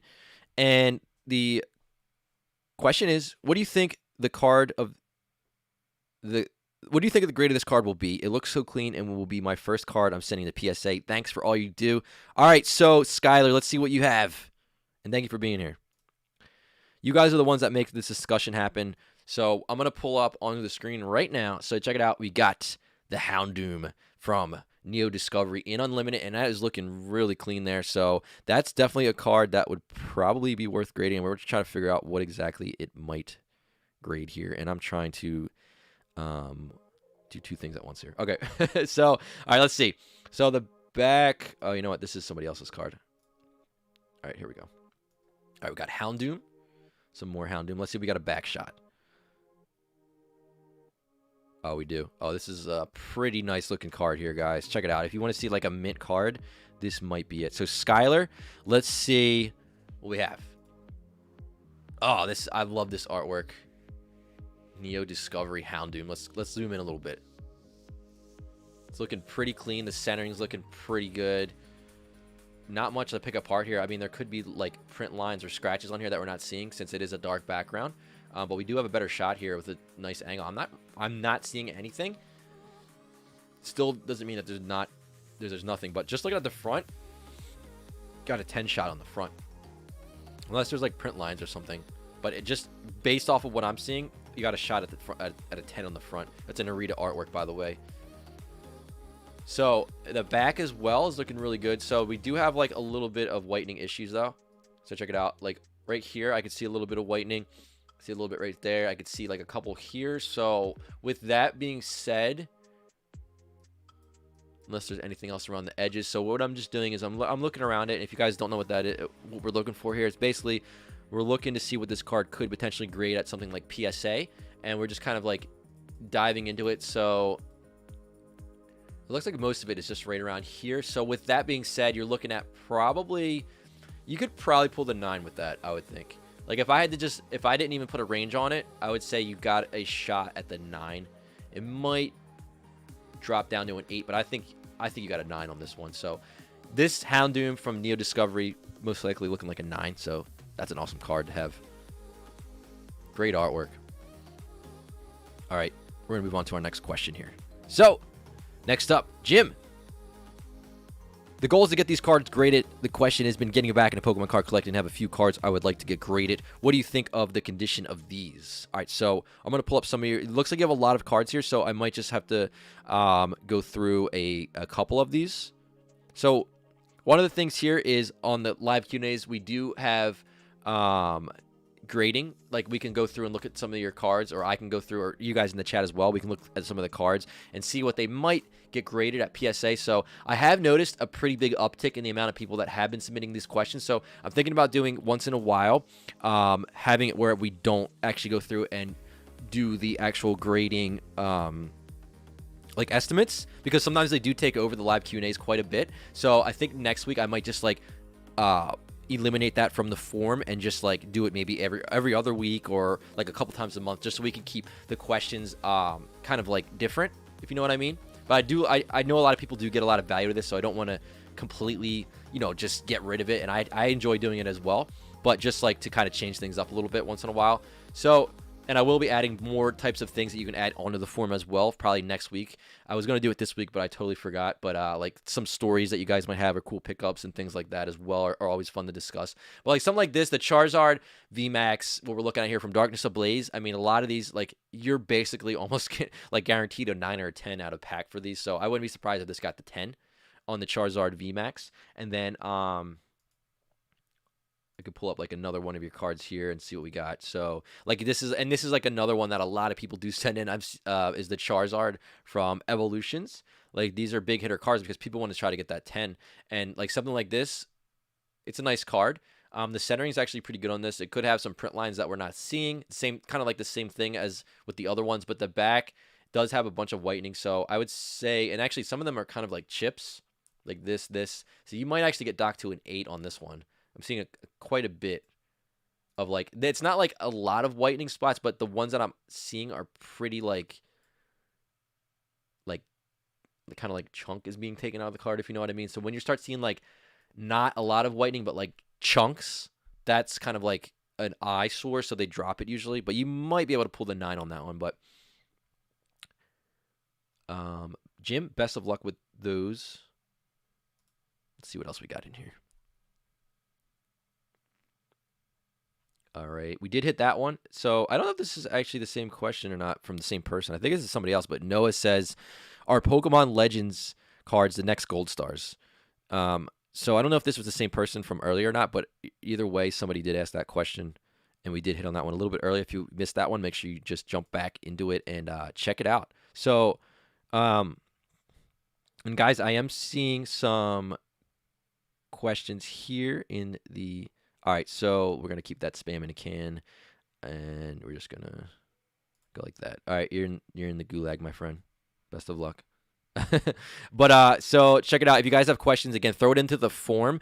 If you want me to answer it. Now, if you do throw it in the live chat, I know there are a lot of awesome Poke-positive people here right now, a lot of OGs, a lot of hashtag fossils in the house. So if you have questions, the chat can actually help you out as well, because I can only get to so many questions per live, and I know I miss a lot of them. But definitely like throw it in the chat too, and some other people might be able to help you out with that. Joanne, feel free to shoot me an email. My email is down below in the description. It's all the way down at the bottom there, and we can kind of discuss that a little bit. But let's see what other questions we have here. I'm trying to work with this new setup. I got the mic set up. It's a little bit better setup than the previous one for these, because I was kind of like leaning over to talk into the mic. So I have the new mic set up, and then the camera, and I'm kind of like working on the production value and everything like that of the kind of like the show that we're doing here. I might even have a name for it soon, and maybe even a whole different setup, but slowly kind of working on that. But you guys have been super patient with me over like the past 8 or 9 months with all this kind of stuff, so I appreciate that. And like slowly but surely, right, like we're kind of like like upgrading things as we go here. So appreciate you guys being there along the way. So I'm gonna move into our next question here. All right, so here we go.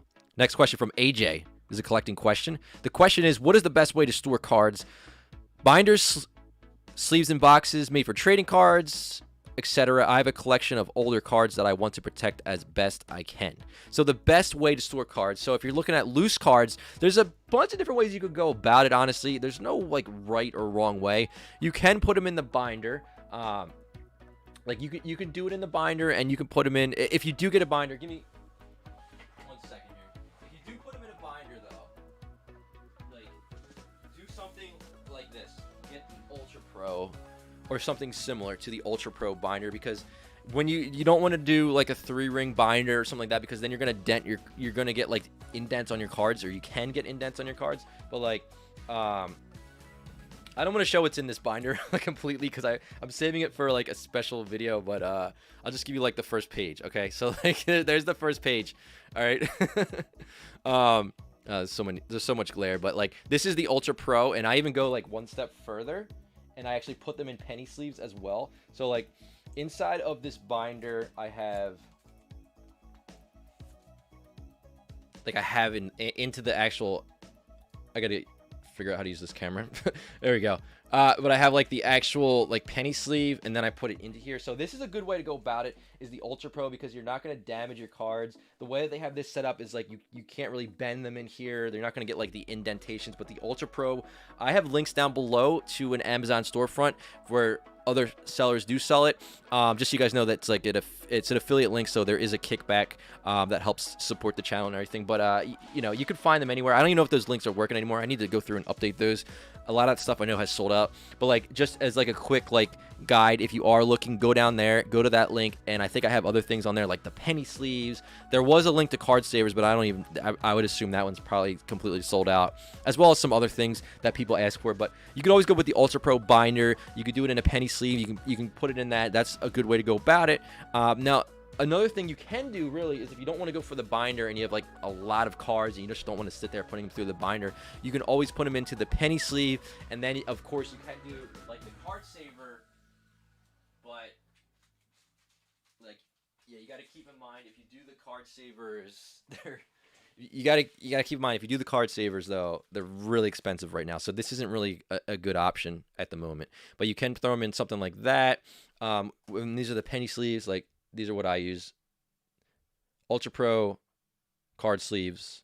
Super cheap still, which is a good thing. But the card savers, where you're going to run into the problem, is that these are very expensive. Like, these are probably 35 cents each. Like, that's probably more valuable than a lot of cards that you're putting into these things sometimes, depending on what you're putting in there. So that's not really an option. Of course, you got to pay for a binder if you do it that way. So we're kind of like, if you guys have ideas as well in the live chat, let us know. Let us know in the live chat if you guys have anything else. I'm trying to think of what else, another way you could go about it. I'm not a big fan of top loaders, so if you guys know what top loaders are. Now, you know, this is just my personal opinion. Like, you know, a lot of people do like top loaders, which is totally fine. You know, these are Ultra Pro top loaders. You could put cards into these. I'm not a huge fan of them. I don't like how they the cards can fall out pretty easily, and it's just not my thing. But like, totally like a good way to go about it. And they're pretty thick, so they take up a lot of space as well. But for loose cards, that's probably the best way to go about it, is maybe like the Ultra Pro binder in this current sort of like market type of thing. But the Ultra Pro binders do have a decent price, but you can fit like 400, 500, 600 cards inside of there. But other than that, you know, penny sleeve them up, and maybe even put them in like a perfect fit box with the penny sleeves, and just be super like careful with them. But all right. But yeah, top loaders, there's nothing wrong with top loaders though, honestly. I'm just not a huge fan of them. I don't know, maybe I'm just not used to using them. I just used card savers for so many years. So, all right. Next question is going to be from Luke. This is a grading question. The goal is to enjoy the hobby. That's a great goal. Just have fun. The question is, hey Rev, love your work. Just wondering whether you think this card has a chance at the off-center grade or OC grade. And if not, should I send it to Beckett instead and try for the 9.5? So Luke, let's see what we got here.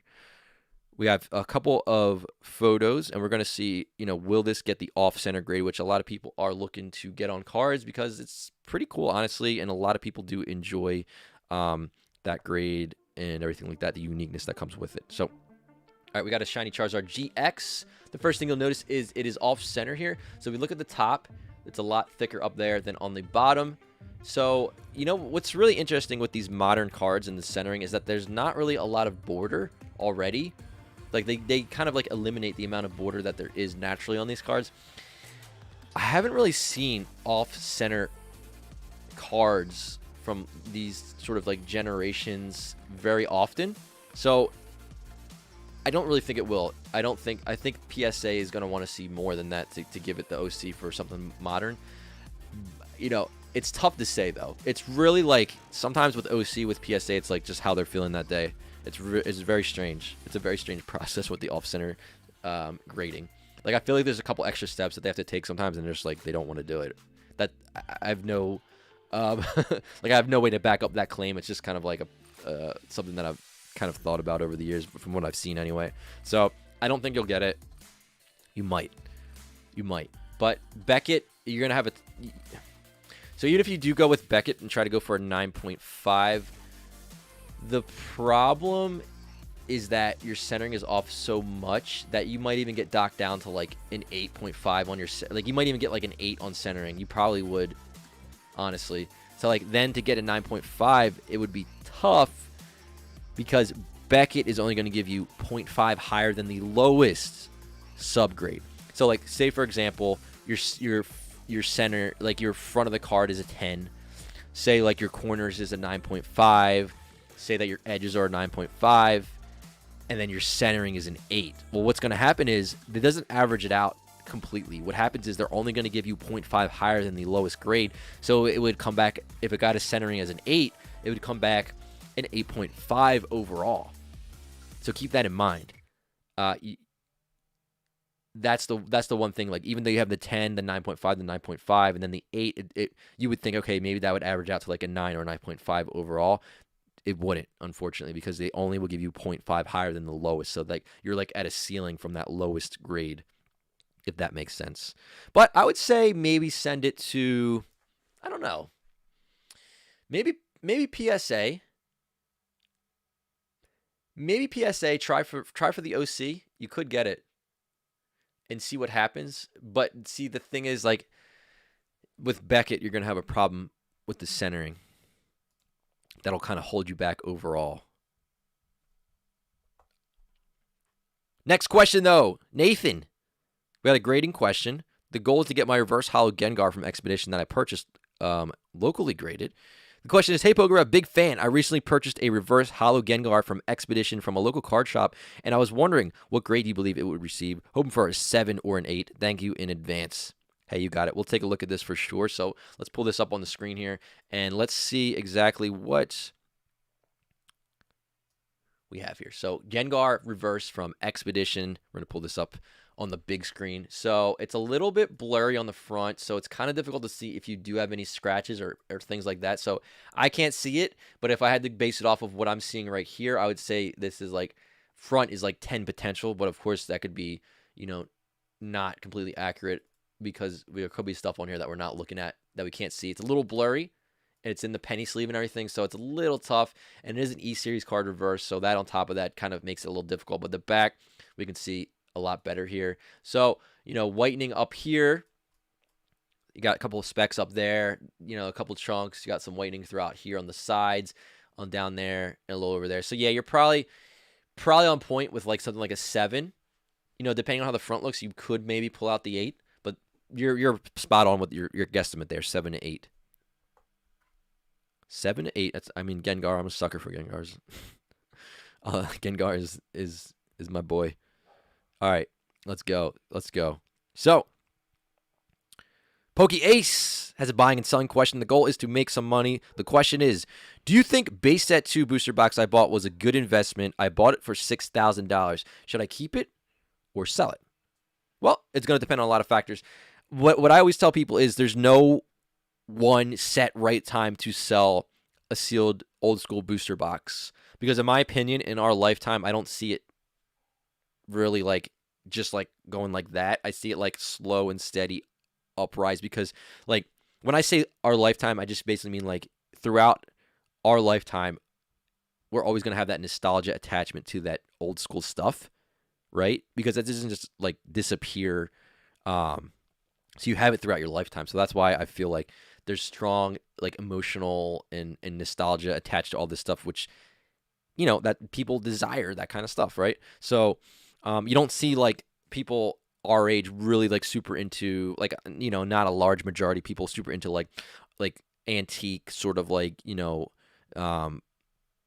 whatever, like vases and on all this type of like stuff. Like, don't get me wrong, I know people do like that, but it's like a super low majority of people in comparison to like what we're getting now in like the modern like culture type of collectibles. So that's why I say through our lifetime. So when I say there's not a perfect time to sell it, I basically mean like when is the right time for you specifically. You might not know that answer, you might not have that answer. It just depends like what you want to do with that money. Like, are you going to put it to something else? Like, what are you looking to do with it? If you're just going to, I would say this as a time not to do it is if you're just going to take the money and you're just going to put it, maybe just like put it to the side, not do anything with it, not have it work for you, because you always want your cash to be working for you, right? So like, don't work for your money, have your money working for you. Like, every dollar, put it out there as like a soldier, right? Put it to work. So what is it doing for you? Make it do something for you. Is it in like a savings? Is it like, are you investing it in something in the stock market, into like sealed product, whatever you're doing? Like, make your money work for you. Don't do it the other way around if you can. Once you get to that point, you can do that more and more. Like, you always have to work for it, but once you get to a certain point, you can make it work for you, like the other way around. So value your time. That's another thing that's important there. But in terms of like just jumping into that question a little bit more, I can go on eBay and we can actually see what they're going for. I'm thinking, I haven't looked at the price on these in a while, but I'm thinking there might be like 7,000, 8,000. I could be wrong, but let me take a peek here. So base 2 box, and we're just going to jump in here and see what we have. I'm just going to put Pokemon in the title just to kind of narrow it down a little bit. I don't know if everybody's going to have that in the title, but it'll just make it a little bit easier to see what we have going on here. So I'm going to switch over the screen for you guys, and we're going to take a look and see exactly what we have going on here on eBay. It's just like the easiest place to kind of get an idea of what's happening. So base 2 booster box, for those of you guys that don't know, it was like a reprint of the earlier sets, base and I think jungle.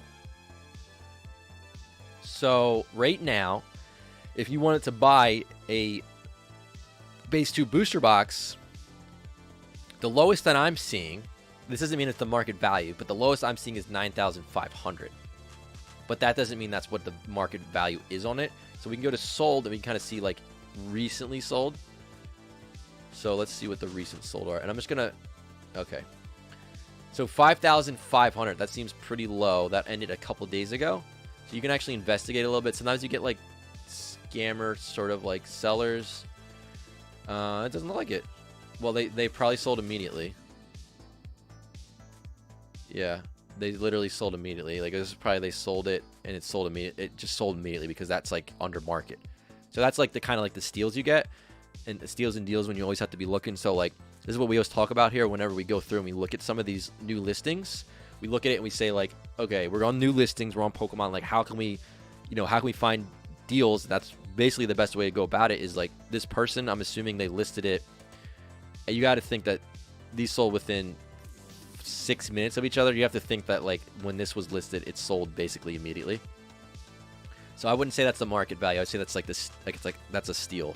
So something like this one, Pokemon 2 base set 2 box, sold for 8,250 or best offer. Something like this, I would just assume maybe it sold for 7,500 and along those lines. I can actually do a quick check on here. If you guys don't know, you can copy the eBay item number right here, and then you can go to watch count. So watch count is a website that shows you like sold prices, because eBay does not, for whatever reason, want to show us what the sold prices were. But watch count, and then we can go to, so it started on August 20th and it sold on September 20th. So a 1 month, 1 month after that. So the true price can be found here. Sometimes it works, sometimes it doesn't, and it doesn't look like it's going to work. Sometimes it's like iffy, sometimes it'll work. But they did get a bunch of offers. I mean, I could assume maybe it's in like the $7,500 ballpark for that sold. This went for $6,000 on auction. You got to think auctions a lot of times from private sellers do usually end a little bit lower.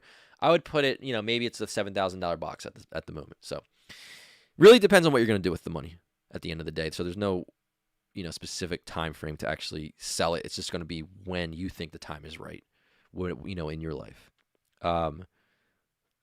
Zika, thank you for the super chat. When will we get a tour of the Poke Cave? That's a good question. I have to do that soon. See, because there's different things with the PokeCave. There's not just like one set PokeCave. Like I technically have two PokeCaves. 2.5 maybe. So I'm trying to figure out the best way to go about it. But as I build up the production value, like if you guys were just showing up here, a couple people mentioned like they noticed like the new camera and the mic and everything. So I'm just building up my like arsenal of like video / like audio editing, all those things. Like as I mentioned earlier, like just slowly building up all these things on the channel. And as I do that, I'm kind of like saving that moment for when I feel like I'm ready, in terms of like just like to actually present it to you guys. Like I wanted, because I feel like that'll be a pretty big video, so I just want to present it to you guys the best way possible. So I'm kind of just still learning as I go here with everything, so I appreciate it. But yeah, there's technically like another sort of PokeCave. It's not really called the PokeCave, but maybe like a PokeCave 2.0 or something. But yeah, it'll happen. I still don't know the exact like time frame on it, but I know I've been talking about that for a long time now, but it's got to happen eventually. All right, so we're going to move on to our next question here. This one is from Terrence K, and the goal is having a collection of all of the Ditto cards. Ditto! That is awesome. All right, so the question is, hey, PokeRev, I was planning to send some cards to PSA for grading, but I'm residing in Malaysia, which does not have much channels or directions for us on the submissions.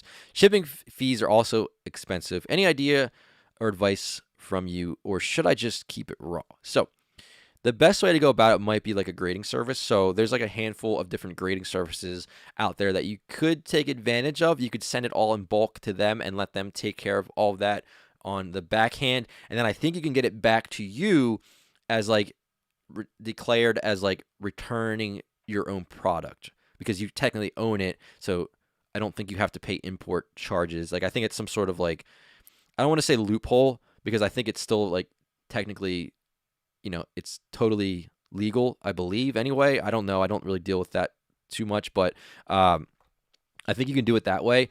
So it's like returning your own goods, right, to you, because you already own them. But I think you could do stuff, like TCA Gaming. I mean, I know Z&G is working with Great at Gem. What's the other guys? Ludkins. Like those are like the ones that come to mind in terms of like a full-fledged like service. So, you can go with one of those guys. Check them out. Good dudes. And I'm sure they'll take care of you. A lot of people do ask me for grading services like on a consistent basis. And, it's something that's like another thing, going back to somebody saying like, oh, starting up a different service like grading and like even like a company at that. But it just comes down to like the time thing, right? So unfortunately, like due to time, limited time in life, you can only do so many things. And that's something that I cannot actually get a grasp of, and I can't actually do myself, because it would be cool. I mean, it would be cool for you guys to send in your cards, and have like a full grading service here. But I would basically need like a full-time employee that would have to take care of that, and I'm not there at the moment, but maybe one day. Like these are on that big giant like life like list of goals for this kind of stuff. But yeah, there's plenty of other guys out there that could take care of it for you. All right, so let's go. Next question is from Luke. This is a market question. The goal is to enjoy the hobby. Another one. I like the goal. All right, so the question is, second question. Oh, so you might have said that before, because I remember somebody saying enjoy the hobby. Do you think the Amazing Rares in English will help or hinder the value of the Japanese Amazing Rares, as I have the complete set? Probably hinder, because if you think about it, a lot of people do prefer English release of cards. So basically, if there's only one certain printing of that card, so like say you can only get the Amazing Rares in Japanese, and people are just like, well, either get them in Japanese or I don't get them. But then there's a lot of people that would like prefer to have it in English. I think it would hinder it, honestly. If it's the same card, everything like that, and it just is in English, I feel like more people would probably prefer the English printing. I know myself, like I would prefer to have that card in English when I would see it. So I would think in my head like, oh, there's no reason for me to get the Japanese version of it now. So yeah, maybe keep that in mind if you do have like positions on the Amazing Rares. Don't like, just kind of think of it at that way. I could be wrong on that, but that's just kind of like I kind of go with my gut instinct on a lot of stuff. Zeke, I know. I'm sorry. Been waiting for months. Yeah, I know. You guys have been waiting for months. And I see a lot of you guys throwing in like in the chat questions. So make sure you throw those into the form at the bottom. Or if you did want people in the live chat to help you out, I'm sure like there's so many awesome guys and gals in the chat right now that are here to like hold it down in the chat, because they know, like, if you've been here for a while, you know, like that I love like jumping into the comments, like the live chat, and reading it and hanging out with you guys. But like it's tough to do that, so that's why I know a lot of you guys are kind of holding it down in there and helping each other out, which I cannot tell you how much I appreciate, keeping it a positive place for people to come hang out. So that's what it's all about. But all right, so the next question is going to be from Jose. Jose M is collecting question, and the goal is to collect some of the rarest cards. The question is, where do you recommend to buy the older Pokemon packs if I don't feel it's too safe buying from eBay, since some people scam you? Yeah, so that's one thing you have to keep in mind, is the older stuff. You really, you kind of got to get an eye for it. You kind of got to get a feel for it as to where you're going to buy this kind of stuff. Now, you can go to like the big name guys and, you know, businesses and stores and stuff like that to kind of find that kind of stuff. But, you know, it's tough, because then you'll see like really good deals on eBay sometimes. And it's like, do you risk it? Do you go for it? You know, am I going to get like weighed packs? Am I going to get resealed packs? Am I going to get fake packs? Like, you have to, where you, that is like a genuine concern for going on eBay. So I would stick to, but then it's like, even like some of the problem is, even the big name guys, like, I don't want to name anybody, because that's not what we do here really is, but like, you really got to be careful, is because even with the big guys, they'll get like, say they'll get like somebody will sell them like a large amount of like packs, but they're loose. Like, say they get in like 100 of like whatever packs, like jungle packs, and they're loose packs, and it's like, you know, it's tough, because there's so many different factors from where those loose packs came from. You know, are they all weighed? Are they not? So, like, the safest bet, like, just as like the safest way to go about it, is jumping in and getting packs directly from a booster box, like, and seeing it get opened up. Now, some of the ways you can do that is, there are people on Instagram that do go through, and I don't know if they do it live or whatever, but they will open up a booster box and like sell all the packs directly out of there. Kind of like how we do on the channel, except they're sending them, like, they're opening the box up, and I don't even, you know, they just take them straight out, and like each person that purchased, I guess, gets whatever. I think some people can get pack artworks, but like, honestly, some of those bigger guys on Instagram that do that is probably the best way to buy the packs. Like, that's, if I were right now, and if I were like, ugh, like, how am I, if I had to buy loose packs, I would probably go about it that way. But you can go through to like the bigger guys, and if they do get like packs in that are loose, sometimes they will like weigh them out, and just to make sure, and then they'll mix them back up just to be like, okay, this is legitimate. Like, I know like some of the big stores will do that, and then they'll just mix them all back together, and that way, like, yeah, you can do it that way too, which is actually another thing. But also on top of that, you are relying on them to be transparent and keeping it like, you know, like not scamming, not like taking out heavy packs, and like actually doing like legitimate, like mixing them up and everything. So like, but then you have to think like, so that's not really on camera, right? So you're basically have to take their word for it. So when you have to take somebody's word for it, it kind of gets a little bit more difficult, if you know what I mean. Unless they're like, you know, known as like a trusted business or individual or whatever. But that's probably what I would recommend to you.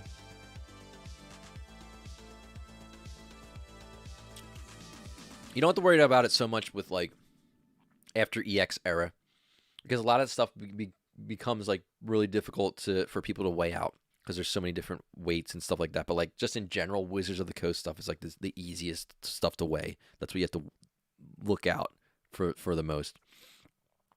Ziga, PokeRev, please check my regular chat question. Oh, I see it right under there. There's a guy here selling all 3 artworks, first edition Shadowless of base set packs for 7,000. I think I could scoop it up for 5,000. They are lightweight. Is that still worth it to buy and resell? Yeah, that's a good price. If you can get legitimate first edition base set booster packs for 5,000 for all 3 of those artworks, that's a really good deal. Even for light, I think that's a really good deal because uh, I think light first edition base packs. I mean, I'm pretty sure they're probably going for at least like 3,000 a piece at this point. I mean, really, I really think. So for 5,000, if you can get them all three for 5,000, I think that's a really good. In my opinion, that's a really good deal.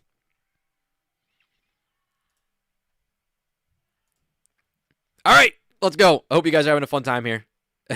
Hope you're learning something, or whatever, networking, or whatever you guys are doing, hanging out, just having a good day. If you are, don't forget to smash that like button. It tremendously helps out with the YouTube algorithm and all that back end stuff. And as well as sharing it. If you guys did share the video out, or if you are going to share the video out, put a hashtag share squad in the chat right now so I can personally thank you for that.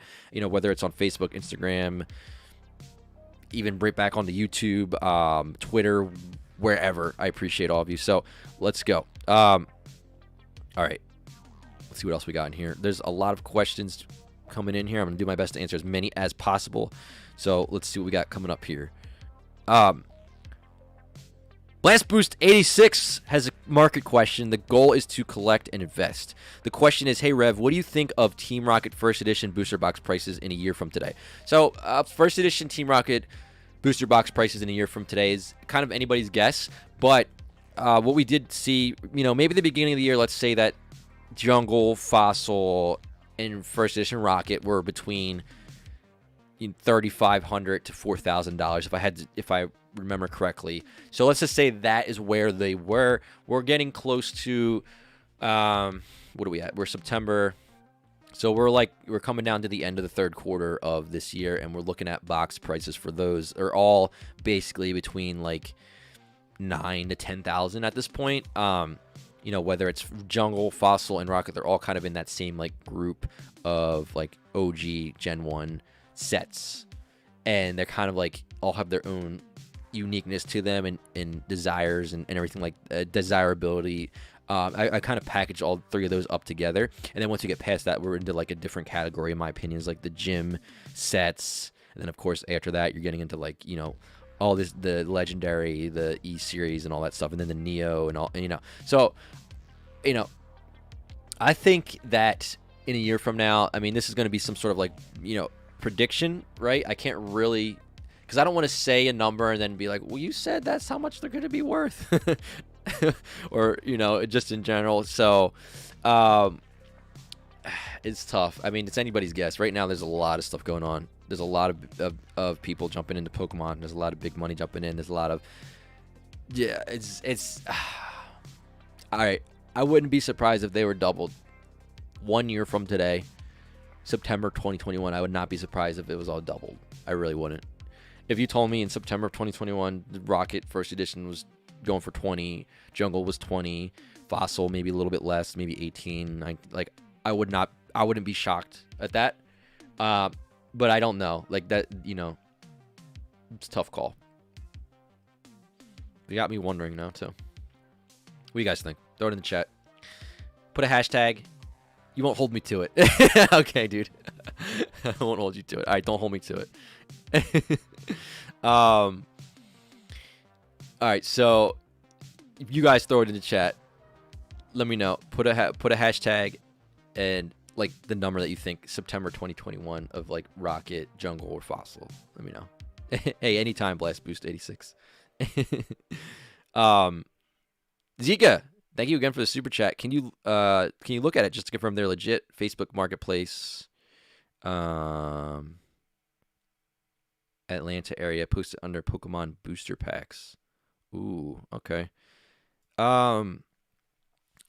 If you have Instagram, shoot me a link on Instagram, because I don't think I could pull up Facebook. And I'm not logged in or anything like that, so I don't think I could pull it up on the screen, but I could probably pull it up on my phone. So let me know. You guys are throwing in your guesses. Somebody said 16,000 maybe in a year. Jeff says 15,000. Mr. Krabs says 22,000. Pokekobe's going big with the 40,000 guess. Philip's saying 19,000 at least. Pokey Hernando's saying 20,000. This is just guesses on what like or Rocket first edition. Might be going for. Oh, Zika says it's sold. Are you talking about this first edition base set packs? All right, if you guys remember, Big Man says 18,300 September 2021. If you guys remember this day, if you remember this, I'll probably forget it. But if you guys do remember this, it'll be cool to look back on it. If we have a way to document it, just like what everybody guessed and everything. All right, let's go. Let's move on to our next question here. All right, so if you guys are just joining up right now, this is the live Q&A where you guys ask all of your questions related to Pokemon cards, buying, selling, investing, collecting, grading. What else, guys? You know. If you've been here already before, you know. We just start talking about anything really with Pokemon cards. So if you're into that, hit that subscribe button. Stick around. Hang out. We open Pokemon cards Tuesday, Thursday, and Sunday as well. Live. Turn on the notifications. You guys know the drill. All right. Next question. Next question we have is going to be from Refuse. Market question. Not sure if this has been asked before, but what do you think of the insane amount of resealing these days? People having more than 10 boxes and... Oh, reselling. Sorry. They said resealing. I was like, what's happening? Of reselling. What do you think about the insane amount of people reselling these? People having more than 10 boxes and reselling, it makes it hard for people to really want to collect to get the newer cards without paying a premium. Yeah, so right now there's a lot of like the, I don't know what you call it, like the flip culture going on. So it's like, this is, okay. So if we go back, let's just take a step back, right? Let's go back. So let's go back. What are we in? 2020? Let's go back to like 2010. All right. So 2010, I was like basically trying to, basically start different businesses and do different things. And one of the things that I saw that a lot of people were not doing, and right when I say a lot of people not doing, yeah, there were a lot of people doing what I was doing, but like it's just, I feel like every year it's just exponentially been growing in what's happening. So what I would do is I would go to yard sales and garage sales, and 10 years ago you could find all kinds of crazy stuff at these places, and you could just buy them, and you could sell different things on eBay. So I had like a little eBay store set up. I'd go to garage sales. I'd wake up at like 6 a.m., go out there and just like grind and go all day filling up my car with just like all kinds of crazy things. You get an eye for it. So like video games and all these different things. And I would buy them and I would sell them on, like eBay, even like Amazon and stuff like that. And it was really the beginning of like that huge like boom of people jumping in and seeing like all this stuff going on.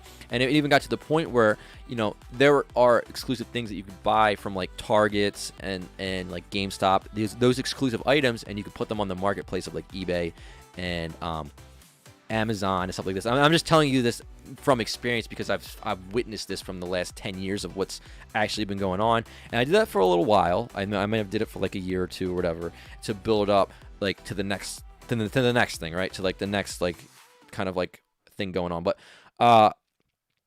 really what I've noticed, especially this year, it's been going like every year. I feel like more and more people, like I would see more people out at yard sales and garage sales. I see more people starting eBay stores and Amazon stores. I would see more people going to the stores like to Target and doing like the retail arbitrage, right? Like buying from one marketplace and selling on another market. I would see that like every year. I'd be like, wow, there's more people doing this. Wow, there's more sellers. Wow. Like, and then I would look at like the Amazon reportings for like the year, and I'd be like, oh my gosh, like it doubled last year. And then like the next year is like doubled, and Amazon doubled in sales, and then like eBay like as well. And I was just like, oh my gosh, like, like the online like retail, I watched it develop over the years. Like I saw like the behind the scenes stuff. Like I saw all of it going down. I saw like everything, and people were investing in Amazon. They're like, oh, like Amazon's like losing money. Like this is crazy. Like we gotta like, don't invest in Amazon. They're just a losing like mentality. But no, like they were the smartest mentality of all of them because they actually took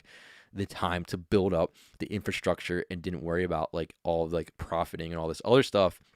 So what happened was, over the years, like more people jumped on, and like now what I'm seeing is like, now we're going back to your question of like like the insane amount of people that are buying and reselling these days. And it's an interesting subject, because you look at it and everybody got stuck at home.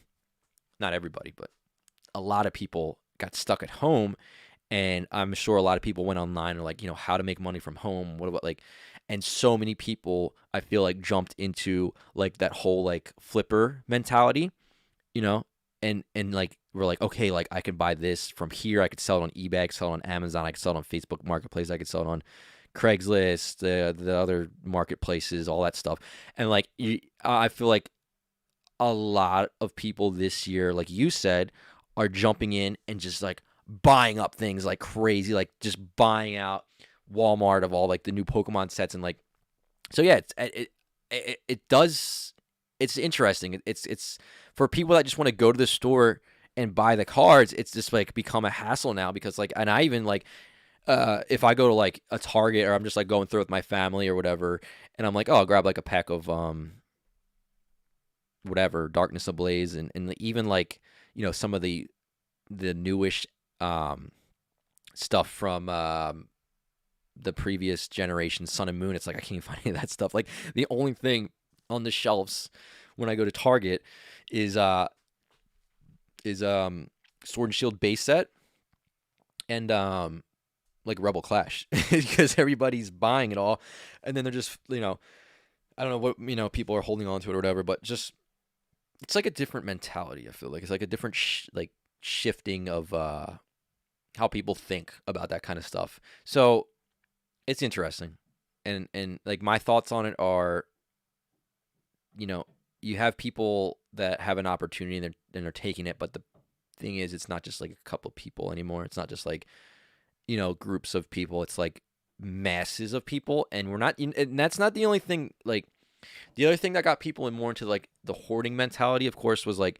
when the virus hit, and then everybody was just like, stock, like you couldn't get toilet paper, or you couldn't get like random things, and like you're getting then like that like propelled like the hoarding mentality, I feel like, because naturally as humans, like you tend to like levitate to like getting something, and like I don't know like the mentality behind it, but like as like back in the day when you had to go hunting for your food and stuff like that, like you would get it because it was a necessity and you had to hold on to it and things like that. But like you get that, I don't know if it's like over like generations, over like many years, like you develop that same mentality of like, I gotta grab this and I gotta hold it. Because if you guys know, like with collecting, it's like, oh my gosh, like I got this in my collection, I'm not selling it, like it's mine. Like you have that like mentality of like you want to keep it, like you gotta have it.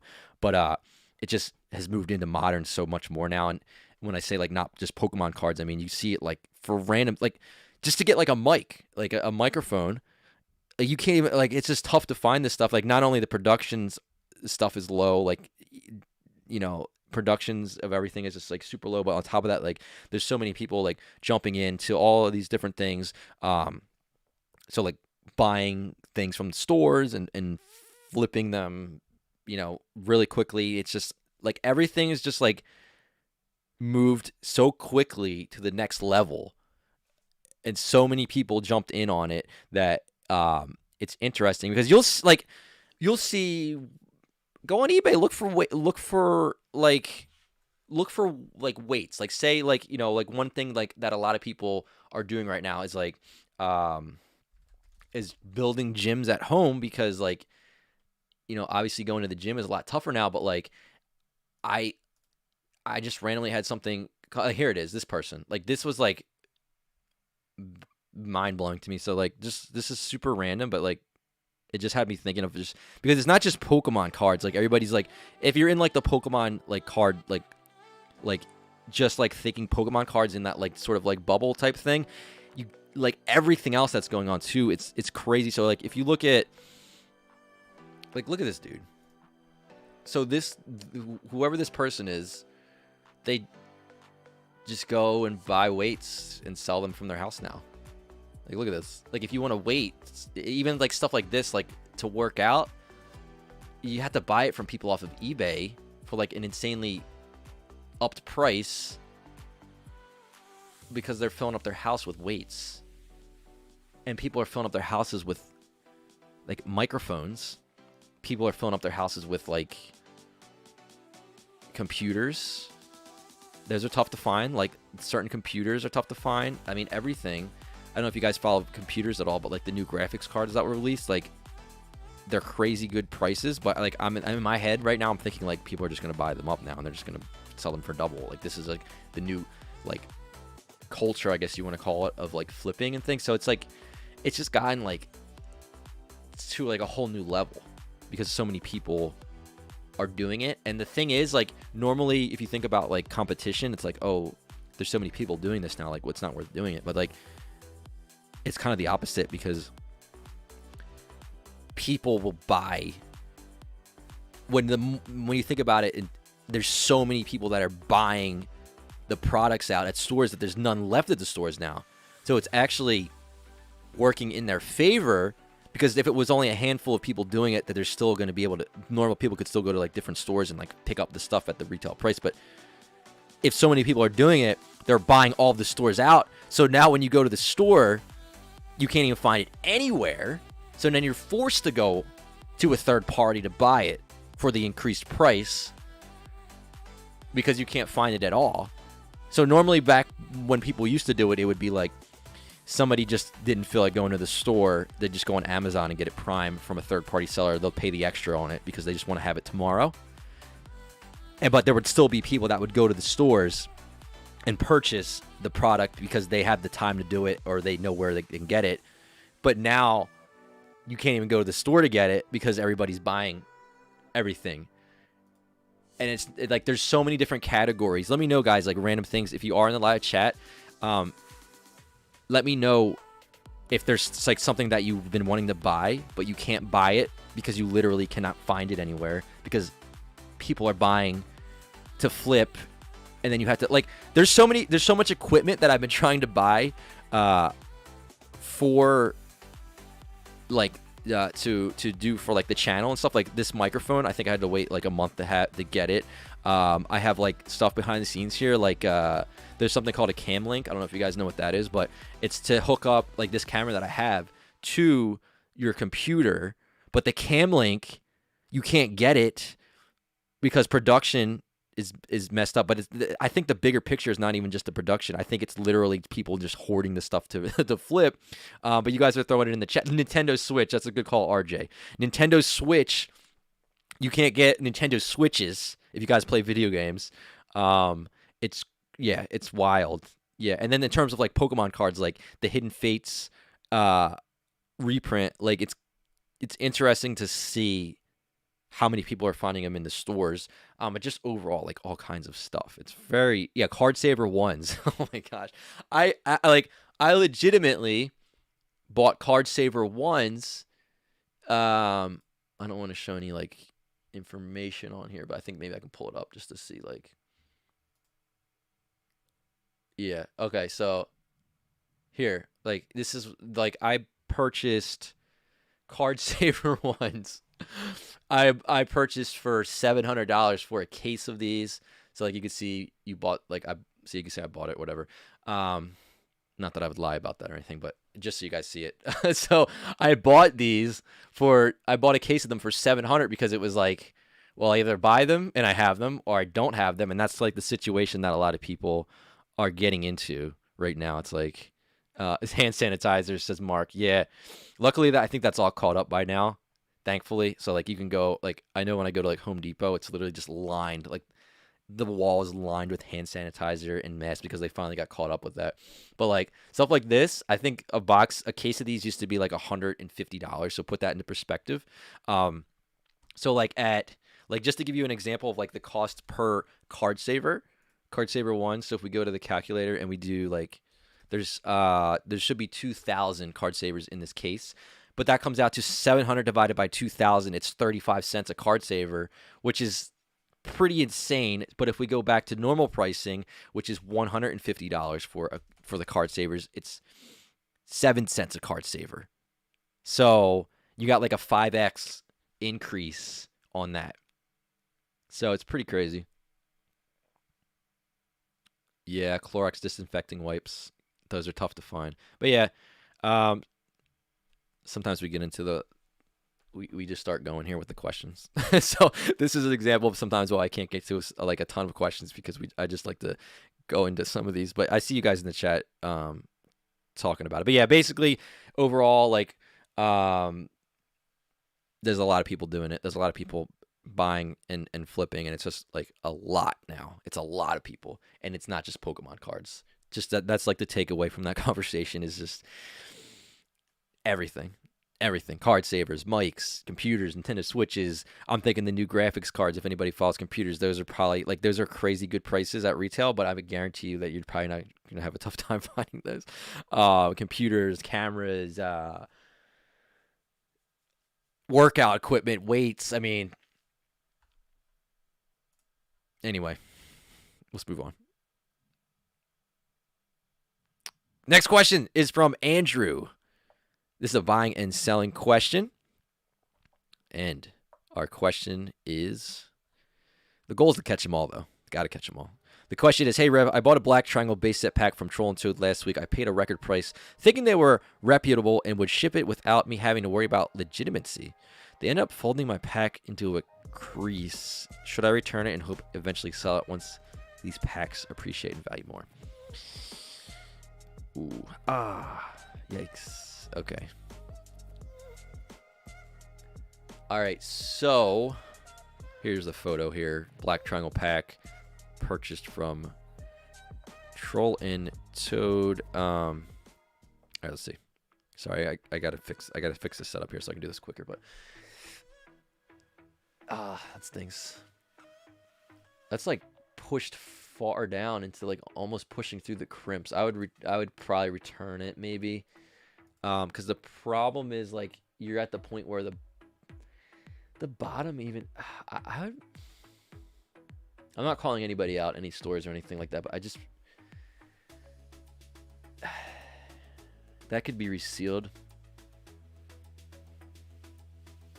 When you see cards busting through the crimps, you have a problem. Like, unless I'm just looking at this kind of oddly, or they somehow pushed the cards through the bottom. But, like, that to me looks like, I think this could be resealed. All right, just to give you guys an idea. Like, I can't claim, I'm not making any, like, 100% claims or anything. And this isn't towards anybody. But, like, okay, first of all, see the bottom of the crimp? See how it's, like, opened? That's a bad sign. That's a bad sign. You're seeing all this opened up at the bottom of the crimp. That's, like... And then another bad sign is this literally looks like the packs are halfway through the crimp, which means that the crimps are loose. And on top of that, the bottom here. And you got a rip here. Again, I'm not saying for sure. I'm not saying get like 100% like a bet. Like, oh, even the top is like, I don't know. What do you guys think of that? Let me know. I kind of got a little bit of a bad feeling about it. Either way, you might want to return. I would probably return it and just be careful. But like you can push the packs up. Like if you grab the pack and you push on the bottom, you could push them up to kind of make that not bend. Like, okay, this is what my concern is. Packs don't normally bend that much. Like, see this? See, like I could push the cards up and down here, but like, I mean, okay, it's bending at the P. It's a little low. Like, see, if you're looking at, let me switch the screen. Like, if you're looking at this, I gotta talk into my mic. If you're looking at this, and I push the cards down to the bottom of this one, they're not breaking into that crimp. See, like the crimp's still solid. It's not like the cards aren't pushed through the crimp. So the cards are so low that the top is bending more than it actually could ever bend. Because if I wanted to bend this, I can only do it I can only do it up to the top of this right here, not all the way down to like the P. The P's right here, and the cards are still up here. I don't know. That's like that pack to me doesn't look too good.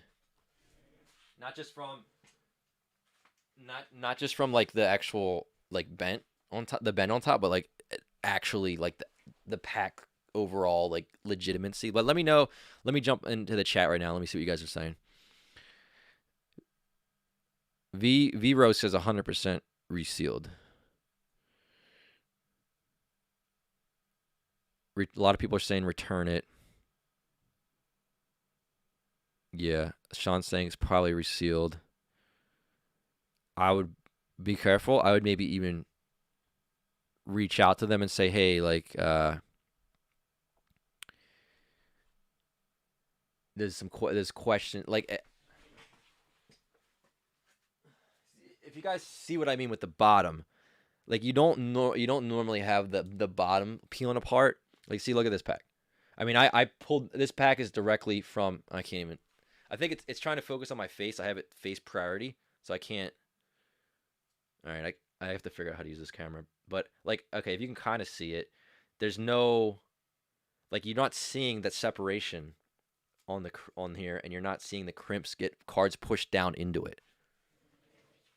So that goes back to somebody else's question, right? It was earlier. It was like, hey, I'm trying to buy old school packs. Like, where do I buy them from reputable sources? And it goes back to like what I'm saying is that the company that purchased these packs not intentionally trying to scam you, right? Like Troll and Toad's not trying to scam you, but the problem is the people that they purchased the packs from, they had therefore need to figure out if the packs are legitimate. So they really should have a more of an expert on hand looking through this kind of stuff. Like, to me, if I saw that come in, I would be like, no, there's a bunch of red flags on it. Now, I can't say for 100% sure, but like to me, there's a lot of red flags on that pack, not just the bend. So return it. They'll take the return. You could say you have legitimacy concerns plus the pack, the condition. I mean, just the pack condition alone will let you. They should let you return it. They'll let you return loose cards and things like that you purchase as well. So just keep an eye out. Bad Heaven with the super chat. You got to be careful when buying from places like Toad and Troll and Toad, and TCG Player. I'm writing an article on them right now to educate people about them. Okay, yeah, dude. Thank you for the information. Yeah, definitely got to be careful. I know TCG Player is also like third-party sellers on there, so that's the one thing too. Is I don't think for TCG Player as like an actual market, it's more like the marketplace. But I'm sure you already know about all that. But yeah, definitely we'll keep an eye out for that one.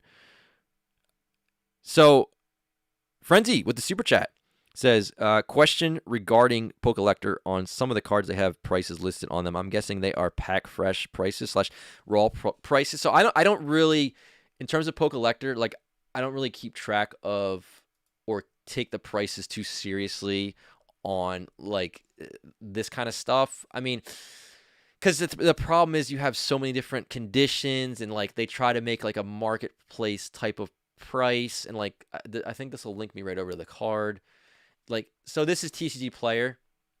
I don't know if I've ever pulled this up on here, but this is TCG Player, and basically this is a marketplace where other third-party sellers will list cards, and then you purchase them. So like 10 total prices, including 2 listings with photos. So there's 10 listings for this card. But like the problem with the market pricing on raw stuff is like you're taking this person's word for it. Like you're taking whatever. Like this is no like shout to anybody here. I'm just saying, like, just reading off some of the names here, but like you're saying like Cord TCG is saying this is a near mint holo card for $40. So you tell me, like, what is a near mint, right? Like near mint is different for different people. And even that, and then you have to have an eye for it. So it's like, I really don't take this kind of stuff seriously. Like I don't really use it for pricing data because there's so many like just different terms and conditions and stuff like that. But I'm assuming, I really don't know what condition they're basing it off of for that overall market price. So that's another thing. Like, I'm not even sure if that's supposed to be near mint or if it's just like all the prices combined, maybe like all the sold prices on these or all the listed prices combined to get that. So to get that average or the lowest price, like that's why I don't really. And so yeah, with TCG Player, just really quickly, like some people do put photos, right? So like this person, the legend card, they have some photos, $35. These are actually really good photos. Twisting Jays. But like a lot of people, like the big places, they're not going to take the time to do that. Like somebody that has like 50,000 reviews, like I'm sure they sell hundreds, maybe thousands of cards a day. They're not going to take photos of every card. So this is sort of like the risk it for the biscuit type of thing. Like you get somebody that says this is near mint and it's like a 5. You get somebody that says near mint, it's a 10. You get somebody that says near mint, it's like an 8. You don't know until you get it unless you have photos. But like, this is the type of seller that just, they don't have time to take pictures of every single card. I mean, they probably don't even barely have time to list the cards and ship them. So, sometimes I don't know how I get to this actual part of the conversations. We just keep going. But I hope you guys are getting value out of it. If you are getting value out of this conversation, this live, make sure, again, you hit that like button. But let's go. All right. So, the Pokemon Den with the Super Chat says, hey, Rev, you think base boxes will hit 20K by the end of the year? It's a tough question. It's another one where it's like, I wouldn't be surprised, but it's tough to say. It's anybody's guess, but I just see the overall trend is continuing to go up, especially this year, next year, from what I've seen, right? But like in terms of like a specific price, it could. But will it? Anybody's guess, really. Anybody's guess. But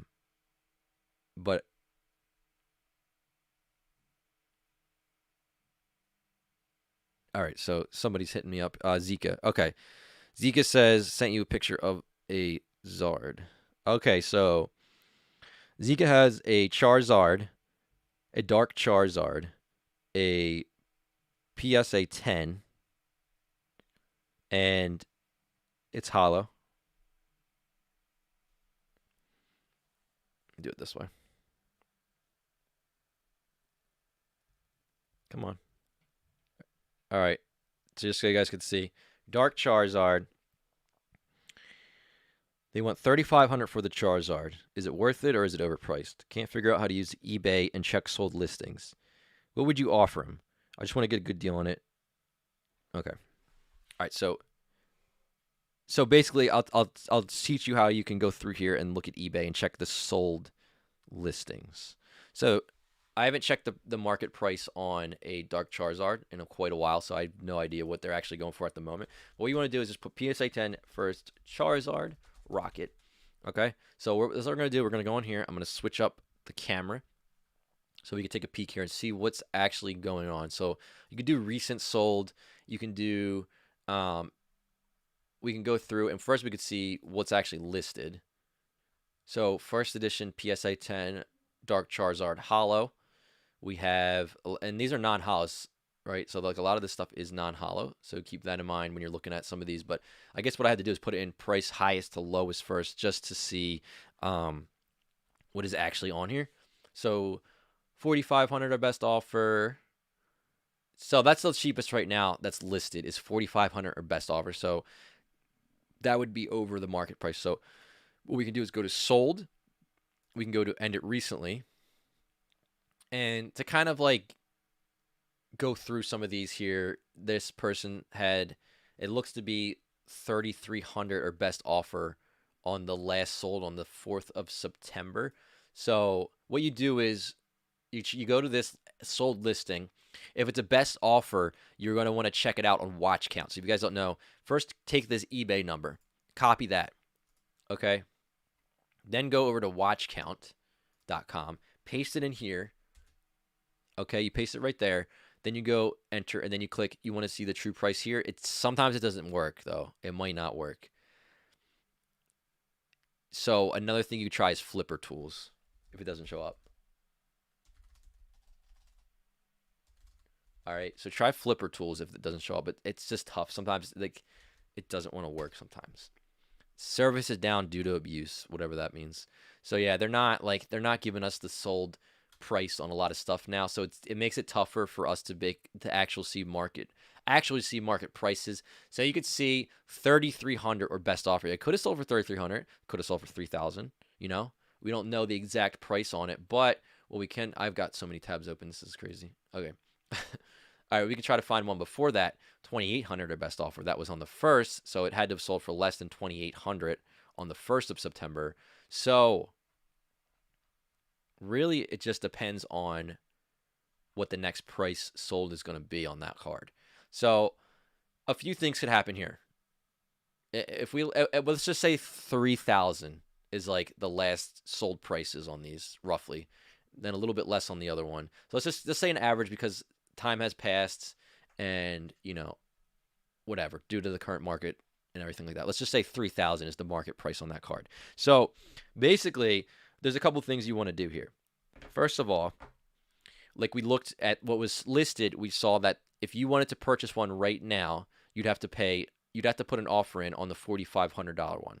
So not that that's the market price on them, but now you have to think what is going to be the next sold price on these. So if somebody makes a deal with this person and they get it for 4,000, they get it for 3,500, that doesn't necessarily mean it's the market price on it, but that's what people are going to be referring to when they look at the sold prices on these. So you have to think, is that going to happen, or is there going to be an auction for one from a private seller?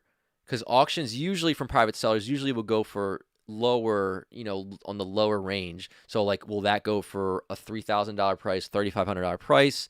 I think, you know, if you're doing a private sale as well, there's one other thing you want to keep in mind is that there's no eBay fees. So keep that in mind if you're negotiating on that price. So if they're asking $3,500 privately, and then you go off of the market, the last sold prices, and you're seeing that it's around $3,000, you could say, hey, look, you know, you're saving, say like 10%. So say you're saving like $300. Just you could say, hey, you're saving $350 if you were to sell for $3,500 on eBay. You could use that when you're negotiating the price, right? You know, you could do other things like local pickup where it's like cash and things like that. I don't know that, like, you know, I don't know the exact specifics of it, but basically you're getting in at market price. I would would assume if another one sells, is going to continue the trend, and you might see like a $3,500 sell sooner than later. So I would say you're probably looking at market price. So it just goes back to, you know, if you're looking to hold it, whatever you're looking to do with it, it's kind of like, you know, you got to kind of figure out in terms of, you know, your financially where you're at and what you want to do with Pokemon and everything like that. If that's something that you're looking to do, I can't say for sure, you know, obviously if it's a good buy, if the future, you know, is going to be X amount on this card, but we just look at the prices of the booster boxes as well. Like a Rocket booster box is going for about, you know, $8,000-$9,000 or whatever they're going for. You know, it's one of the biggest hits in the set, if not the biggest in terms of like price and popularity. Besides like the super low population cards that people are looking for that they can't get, like the Magneton and stuff like that. But you know, it's the Charizard of the set. So you kind of got to do that, and then use everything that you learn, and then just make an educated decision / risk / you know, but purchase on it. But I think you're pretty much on spot with that. Oh, he is local. Okay. So yeah, you could use that too. If you're doing a local pickup, I mean, you could say, you know, a cash offer on it, no fees at all. You know, you could probably work on that too. The same guy that had the 3 first edition base set packs. So yeah, I mean, you could potentially, a lot of local deals you can get for good prices, even better than eBay by a long shot. So hopefully that helps you out, though. Good, best of luck. And again, I appreciate everybody hanging out here in the Poke Cave. We are still rolling here, so we're going to keep moving and going through some stuff and seeing what other questions we have in here. A lot of cool information going on. I like the Black Triangle discussion. I like the discussion on the Dark Charizard. I feel like we're hitting a lot of really interesting topics, and I'm trying to keep it as different every episode as I can. There's definitely more things that I'm going to be implementing. Like I said, guys, slow and steady, right? Like we're slowly growing this thing and changing things and implementing different things. So I will have different types of discussions coming up and different types of ways to interact as well in the near future. So just, yeah, if you're enjoying it, just stick around and we're going to keep it going as always, guys. All right. So next question is going to be from Charlie. This is a grading question. And the question is, hey, PokeRev, I love watching your vintage pack openings. I just got back into the hobby after rediscovering my old binder. My cousin sent me his whole Pokemon card collection, which contains lots of Wizards of the Coast cards. I plan on sending them my first submissions by next week and want to know your opinion on some of the conditions of the cards. Thanks again. Oh, this is exciting. This is one of those really cool ones that I like when it's just like, we're right in the storyline right now. Like this is like the story right here that you just jumped into Pokemon cards. Your friend, I think you said your friend, no, your cousin sent you their old binder of cards. Like this is like, we are in it right now. Like we're in that crazy cool find. So I'm actually pulling up some of the photos right now, and we have, we'll just start it off here with some classics, right? Jungle Scyther, first edition, holo card from the front. Is looking pretty nicely centered. The top bottom is off a little bit. Probably a little too off for a 10 due to the centering on the front, but it's still pretty solid. You are seeing, so as we get closer here, you can see those print lines and scratches, which is normal from childhood collections. I mean, it's just a normal thing. You know, as kids, you don't really handle cards, or most kids didn't handle cards like, you know, as we do now as collectors, but this is one of them. So this is going to dock you down already to probably like right off the bat, you know, down to like an 8 at least. The back here, you're seeing some whitening on the top there, on the sides, like on the bottom there. So you're probably down to like a 7, you know, maybe like a 6. Probably in the 6 to 7 range for your first edition Scyther from Jungle. We got an Aerodactyl from Fossil Unlimited. Centering's pretty good on this one. You got some, you have some edge wear here, some silvering and stuff like that, some print lines up and down, some scratches. So all that takes into effect like the overall grade that you could get. I don't think you guys can see it. My face is in the way here, but there's like some dirt on the bottom too. So, you know, that's going to bring you probably down already to like maybe like a 7 to 8 on the front. And then the back is actually not too bad. It just has some like larger chunks of whitening. I'm going to move my face out of the way to this side now. But I want to show you guys that one bottom corner there. So see that right there is like a decent chunk out there. Some over here. So you might be like same thing with this one, like a 6 to a 7 range on this card. So, I mean, that's normal though for like childhood collections. But you do have a couple other cards that you did send photos of as well. So like a Poliwrath, right? Probably the same thing going on here. Actually, this one looks cleaner. So now I kind of want to look at this one. This one kind of... Let's see. Poliwrath.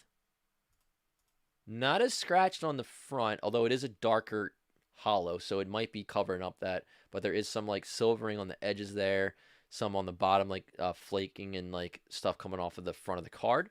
And then the back is not as bad. So this one might be more like an 8. Like this one's probably more like in the 8 range. So this one's actually a little bit better condition-wise.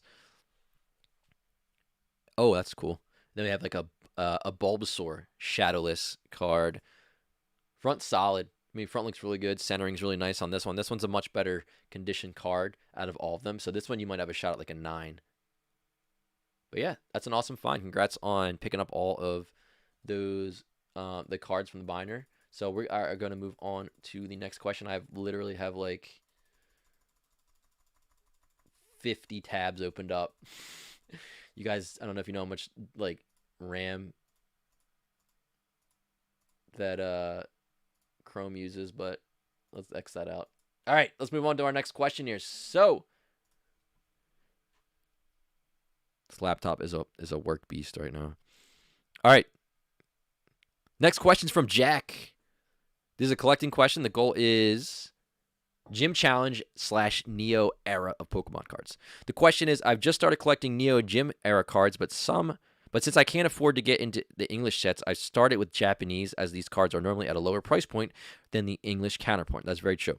Is this a good idea, or should I save and just go for the English cards instead? So it really is just going to depend on your collecting goals. If you're cool with it, like there's no right or wrong way to go about it. But if you're like, you know what, I'm totally fine with the Japanese stuff. Like I'll just collect the Japanese cards. I still get the artwork and everything like that. So I'm just going to collect that. Or, you know, maybe you're like, you know what, I really would rather have them all in English. Or maybe you have like the, you know, it kind of like, it just like the OCD like thing like kicks in. You're just like, oh, I can't like mix Japanese cards and like the English cards, and just doesn't like to like, you know, it really, it's all gonna come down to like you personally. Like, are you cool with that? Go for it. If you want to get them for a cheaper price, go for it. You could probably get really good condition cards. The Japanese cards from Vintage are super like good quality right out of the pack. The prices are a lot better. So it depends, you know, it really is going to depend on you personally, Jack, what you think, you know, what your goals are. So really think about it, though. I can't give you the 100% answer, and I don't think anybody really can't here. It's going to come down to you. You can just take the information in and take it for what it is and kind of build your own opinion on it. But yeah, let's move on here. And Jack had another quick question too. What inspired you to open Pokemon? Basically, just the nostalgia, jumping back into it, and things like that. I jumped back in about 5 to 6 years ago, and ever since then, I just have loved it. So, of course, as a kid too, but just jumping back into it, it's just kind of really just the nostalgia attachment to it, I think, would be it. But all right, let's see what our next question is going to be. So, the next question is going to be from Scott. This is a market question. The question is, what are your thoughts on people like Gary Vee and these other investors, such companies investing in Pokemon for the profit? How do you think it will affect the market? So I did discuss this actually recently on a video. I'm going to say it was maybe like 3 or 4 videos ago. And really what it comes down to is, again, it's like that passion. Because what happens is if somebody's just in it for the money and they literally do not care about Pokemon cards at all, they're just going to get burned out really quickly. I'm not saying this specifically towards anybody at all.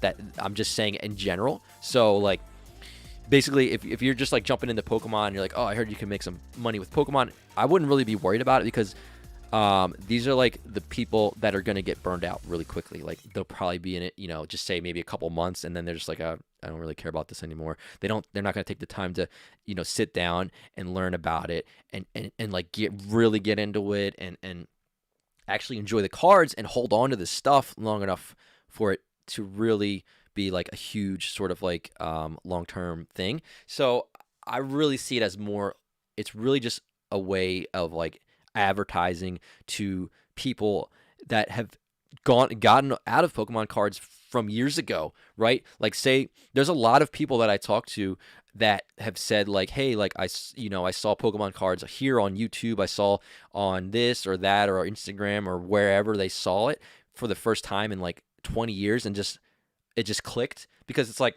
I feel like a lot of people have that. It's like, you know, it's in the back of their mind from when they were a kid and they collected Pokemon cards, and it's like, oh, this is like still a thing.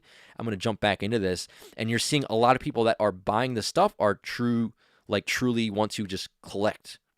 That's and that by itself drives prices up, because so many people are jumping back into it. But I wouldn't really worry about that very much, to be honest with you.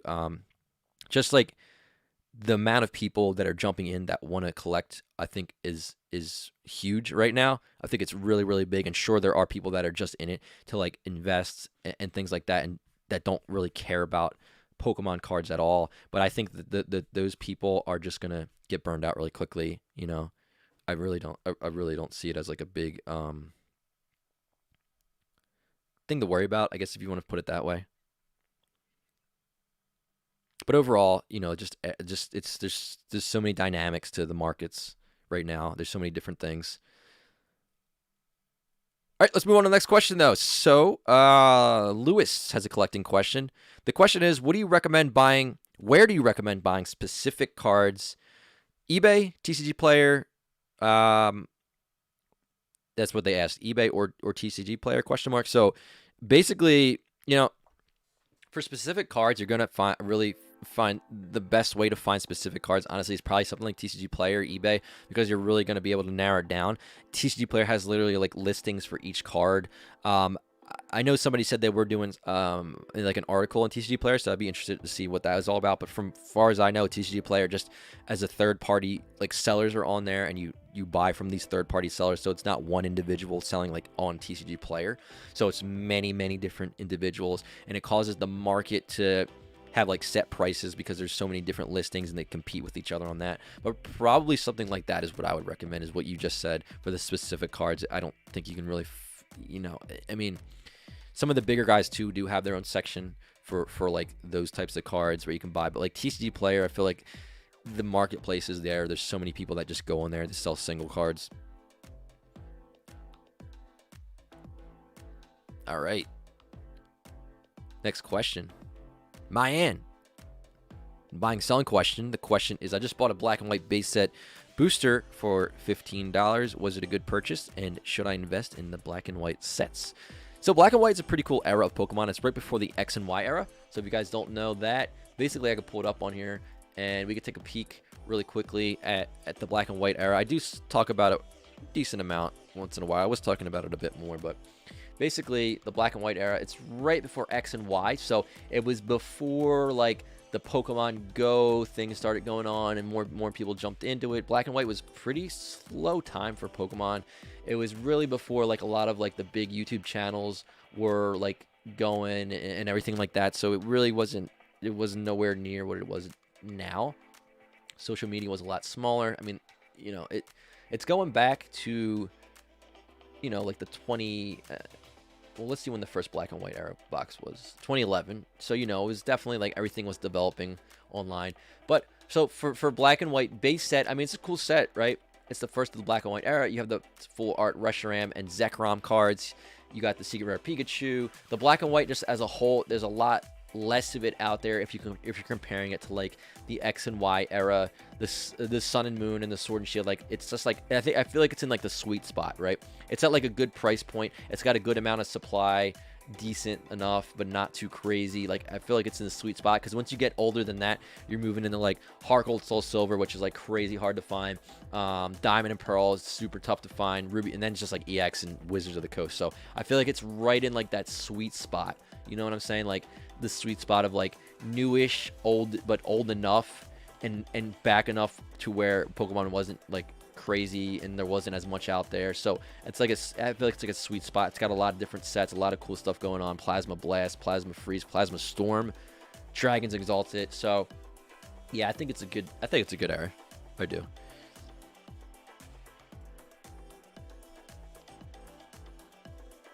So all right, we have another question here. This one is from Dom, as a collecting question. The question is, are pre-orders directly related to availability of ETBs?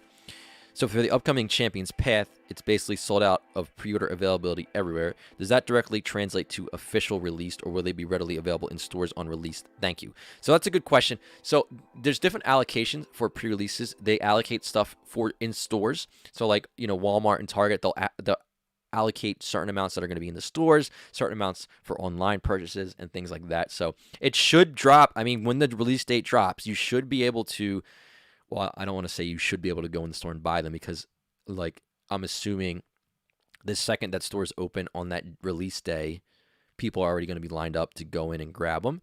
And you know how it is now with like the everything that we talked about earlier, that I wouldn't be surprised if there's people just like clear out the stores of all Champions Path. I would just be ready to go. I really don't feel like you're going to just be able to stroll into stores and just like grab Champions Path off the shelf and just be on your way. Like I feel like it's going to be a little bit of a struggle. Like, I feel like you're going to have to go early, go when they open or stuff like that, and really grab a couple for yourself because of what we talked about earlier. So, but yeah, it's based off of like how much Pokemon is printing, right? So they allocate certain amounts to like different stores, different wholesalers, distributors. Then the next line down is like the people that buy from distributors, and then so on and so forth. So it's like it's all different allocations, and it'll be interesting to see.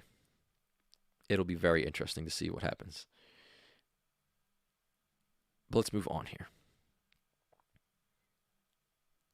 All right, so we got a question from Secret, a collecting question. Uh, is a sealed base set starter deck the one with the Machamp a wise collection piece? Well, for $300 each. So it really 300 Australian dollars, you said. So it just depends on if that's a piece that you would want in your collection. I know I have one. I don't think you guys can see it. I have one right there though. I like it. I think it's cool. I remember those as a kid. So as a collection piece, I enjoy having them.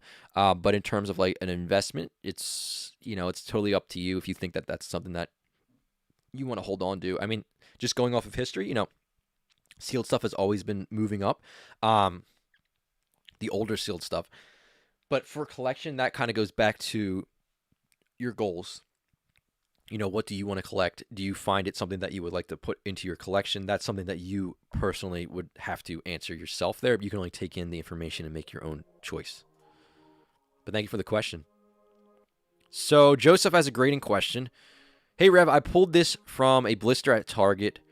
What grade do you think it will get? And should I go with PSA or Beckett? Thanks for all you do. All right, let's see what we got. Let's check it out. So, we got some Yu-Gi-Oh! And it's a big one. All right, check this out. Boom. We got the 10,000 Dragon. That is a huge card. If you guys don't follow Yu-Gi-Oh!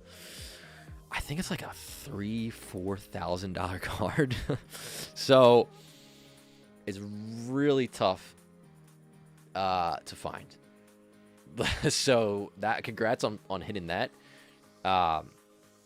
In terms of like the grade, you're gonna follow the normal grading scale that you do with Pokemon. It's first edition and everything. It looks to be a little off center left to right. See, right here it's a little bit thicker than the left side. Top to bottom is pretty solid though. So your centering, it's probably 2 off for 10. So you're probably looking at a 9 just from the front, and then the back's pretty solid. I mean, the one thing you do have to worry about with Yu-Gi-Oh! Is like the corners. Right, so like all these corners on here are something you have to look at. But I would say you're probably looking at a 9. Then if in terms of like Beckett, you could potentially get like the 9.5 with this. So you might want to throw it over to Beckett to go for the 9.5, because I would say this won't get the 10. Just judging off that, the only thing really holding it back from, or at least from what I can see, I can't really see like anything else, scratching or print lines or anything, but what I can see here is the centering is going to be too far off for 10, I believe. So everything else being very good quality, you might want to shoot for that 9.5. So if you guys don't know, Beckett will give you like the 9.5, whereas PSA, they don't have a 9.5. So in terms of value, a Beckett 9.5 should be more valuable than a PSA 10 most of the time, just because it's a higher grade up. But PSA doesn't offer that as a 9.5. So but all right, let's see. Monkey says, hey, Booger, I resubmitted the question with the pictures in regards to the holographic 1996 Japanese cards. Wonder if you could review them. Thanks in advance. Hey, so it's I could try to find it if you just tell me the name that you put on the form, because right now I just click the next one, so I can't really search. But if you give me the name that you put on the form, I might be able to find it. All right.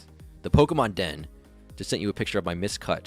Would love what you think of miscuts in general. Hey, dude. All right, for sure. Let me see if I can grab that picture that you sent. But yeah, so while I do that, really quickly here, I'm just gonna switch this up here. Okay, get that ready. All right, let's check this out. So, sometimes it's tough for me to find anything on here. Okay, I think this might be a... Oh, nice. Yeah, this is you. Okay, dude. Check this out. So Alvin has some pretty cool miscuts here, and I could show you guys this. Miscuts, like, overall. So if you guys don't... Wow, that's a crazy cool miscut. Actually, this is a very cool one. So Galassapod GX. Hopefully you guys will be able to see this. There we go. So Galassapod GX, look at that miscut. It's like super, super off.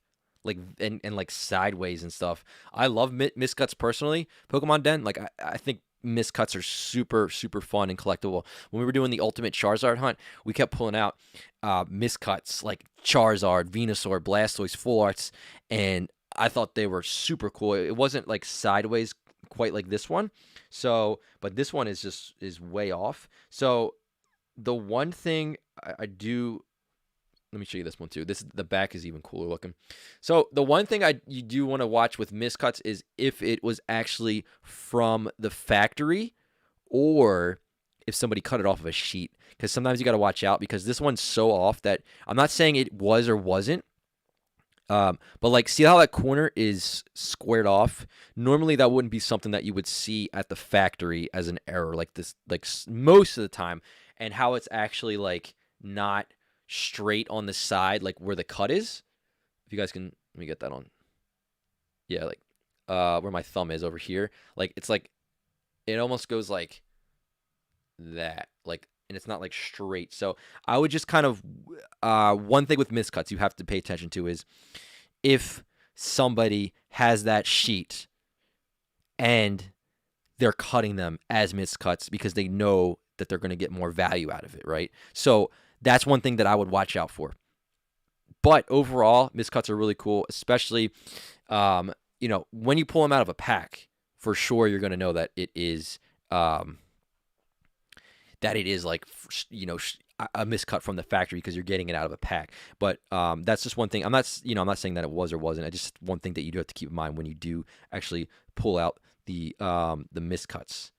So keep that in mind.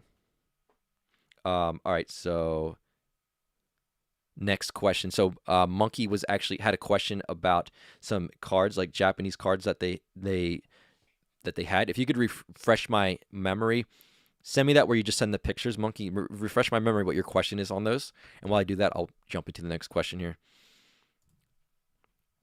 But yeah, some people do that with the miscuts. Overall, I love them. Like anytime I pull a miscut or an OC card, absolutely love adding it into the collection. Super, super fun thing. And I know some people don't like them, which is totally, you know, totally understandable. It's not for everybody, but for those that do enjoy them, I think it's a super unique and fun thing to collect. So let's see what our next question is going to be. All right, so Andrea with the buying and selling question. The goal is not to waste too much money as I start this process. All right, so the question is, besides the obvious, looking for clearance items / deals, etc., what is your advice for someone buying packs in stores? Your go-to for X and Y evolutions to the currents. So, you know, you can always get the price down. You know, something like if you go to Target, you can grab, you know, packs, get that 5% like back if you have that card and things like that. But overall, really the more, I would say, like, if you're purchasing packs, usually the booster boxes are going to be the lowest price per pack, if that makes sense. So, like, if you're going to the store and you're buying, like, a box that, like, we mentioned way early in the beginning of this, that has, like, the pins, the promos, all this other stuff, it's going to bring the price up. You know, the package is huge. It costs a bunch to ship it, etc., etc. So, really just keep that in mind. And I don't have really like a one go-to sort of like spot or anything like that, unfortunately. It's like a mixture of like searching, and really, you know, and I know you're saying so just like physically in the stores, not online, because, you know, as most people know, like online is a lot of times where you can get pretty good deals. But overall, it's just kind of going out there and making your way around and like just seeing what you could find. Like the hunt or the thrill of it, if you want to call it that. But okay, so let's see. Okay, cool. So Monkey is asking about a binder of Japanese cards to see if they are worth grading. So wow, okay, so we got some pretty awesome stuff on here. I'm just gonna show you. So I'm gonna do it this way.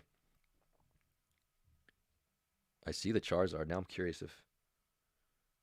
Okay, it has the rarity symbol. I wanted to see if there's a no rarity Japanese, if you guys know what that is, but it looks like it has the symbol. So so check it out. I'm just going to do it this way because I can't really seem to find it on the form. It's kind of tough to search through the form, but we got like a Japanese Charizard, you got the Venomoth, the Vileplume, like all this stuff usually is worth grading. I mean, absolutely the Charizard without a doubt. You got some Neo stuff on there too. I'm seeing a lot of Fossil, all kinds of old school Japanese stuff. So as long as like you think the cards are probably like within like maybe like the 8 to 9 or even higher range for grading, most of the time it's definitely worth grading this kind of stuff. You got that fossil Mew that you can only get in fossil Japanese. There's a lot of really awesome stuff in here. So I would say most likely I would go ahead and send those to get graded. Really, really all the Japanese cards in general, as long as they were handled okay, the quality on them is super outstanding. But I most likely, yeah, if you're just looking at least 8s on those or higher, absolutely would look into that to get them graded.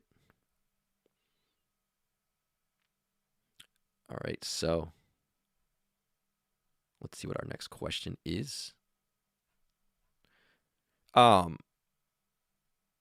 Question is from Yeti Cards. I feel like I've heard of you guys before, or I might have purchased from you at one point or another. So, with first edition base boxes out of reach for most, where do you see base unlimited boxes going in the future? So I think we did hit on this a little bit earlier, but I will jump into it. So a lot of times you'll notice there's like a 50% pricing on unlimited versus first edition. Of course, not with first edition base. That's like the exception there. But so if you look at something like a jungle booster box, right? If they're going for like $10,000 in like $9,000 to $10,000 sealed, then you look at the unlimited, those are like $4,000 to $5,000. So it's like the half. So if you look at jungle and you think jungle's $15,000 down the line, you could expect maybe the unlimited being at like $7,000, right? It's like kind of like the 50% mark. So I would just keep that in mind for unlimited boxes. But first edition base and base unlimited being the exception with all the shadowless variants and all that stuff, and probably a couple other exceptions as well with that. But like really, just in general, I've noticed that over the years, for the last 5 years or so, it's been pretty much like that. Because if we go back to the beginning of this year, first edition jungle booster boxes maybe $4,000, unlimited were probably about $2,000, and it's pretty much stayed consistent for the most part on that. Got to get a quick hashtag rehydrate. Guys, if you are, again, enjoying this, do not forget to smash that like button and subscribe if you are new here.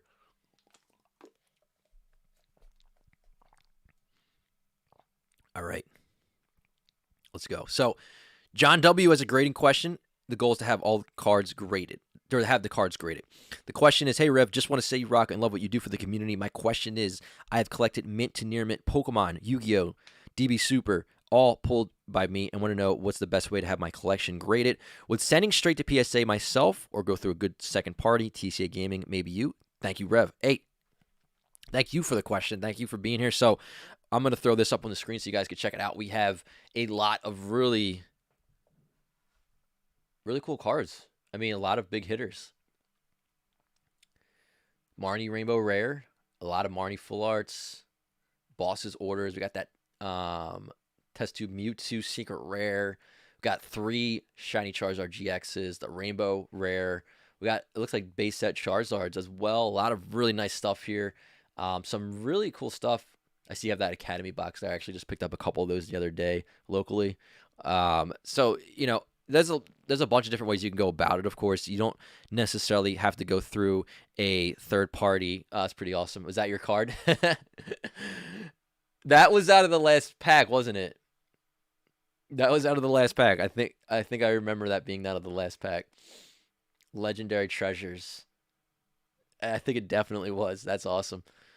Thank you for tuning into the box openings. If you guys don't know, we do live openings every Tuesday, Thursday, and Sunday here. So that's another cool, fun thing that we do. And then you have like a bunch of other cards stacked up like everywhere. So really, there's no right or wrong way to go about it. You could if you just don't want to deal with it, you could send it over to like TCA Gaming, and he can handle it from there and do all the inputting into the system and everything like that. Once you do get into a larger quantity of cards, though, a lot of times it will make sense to do it yourself and just get the membership, because the membership is not very expensive, and it actually pays for itself, or a lot of it anyway, not the whole thing, but a lot of it will get paid for. It really will pay for itself, honestly, once you get those grading vouchers, and then you have access to the bulk like grading prices. So I mean, I've always been I always send stuff myself, but it's just being involved with it for so many years and stuff like that. You can do it yourself. I really, there's no right or wrong way to go about it. But when you have larger amounts of cards, the membership will pay for itself. You get access to the SMR magazine every month as well, a lot of other perks and stuff. So, I mean, you can go either way, but really just going to depend on what you prefer. So, a lot of people do use the grading services either way, though. All right, let's see here. Edwin with the next question. The goal is to be the very best like no one ever was. I'm right there with you, my friend. You're already doing it, though. All right, so let's go. So this question is, hey, PokeRev, hope you're doing well. My question is, over the upcoming years, when there are no longer first edition booster boxes, do you see unlimited booster boxes from Wizards of the Coast going up in price? Yes, I do. So what's interesting to me actually is how I mentioned this a few times now, how it's been about the 50% range on the unlimited versus the first edition booster boxes. So something interesting that could happen that I'm kind of thinking about right now is that if first edition booster boxes don't really come up anymore, or very, very rarely, like first edition Rocket, Jungle, and stuff like that, but you do see unlimited a little bit more, I think they could definitely price up higher in that range. Like, the gap could close in more because, again, it all comes down to that supply and demand. So if there was this time when there was only unlimited, really, for the most part, then you would see those prices increase even closer to first edition boxes. So yeah, that's a good that's something that could happen, though. All right, so let's see what our next question is. Got a question from Ross. The goal is to buy some unlimited Wizards of the Coast sealed booster boxes, and the question is, do you collect master sets of all sets? And what is the cheapest way to go about collecting master sets? Do you buy lots of booster boxes until you have most cards, then buy singles, or is there a better, more efficient way? Also, we got these EV promo cards in the UK yesterday, photo attached. If you want me to get you one, just give me a shout. Ross, hey, I appreciate it.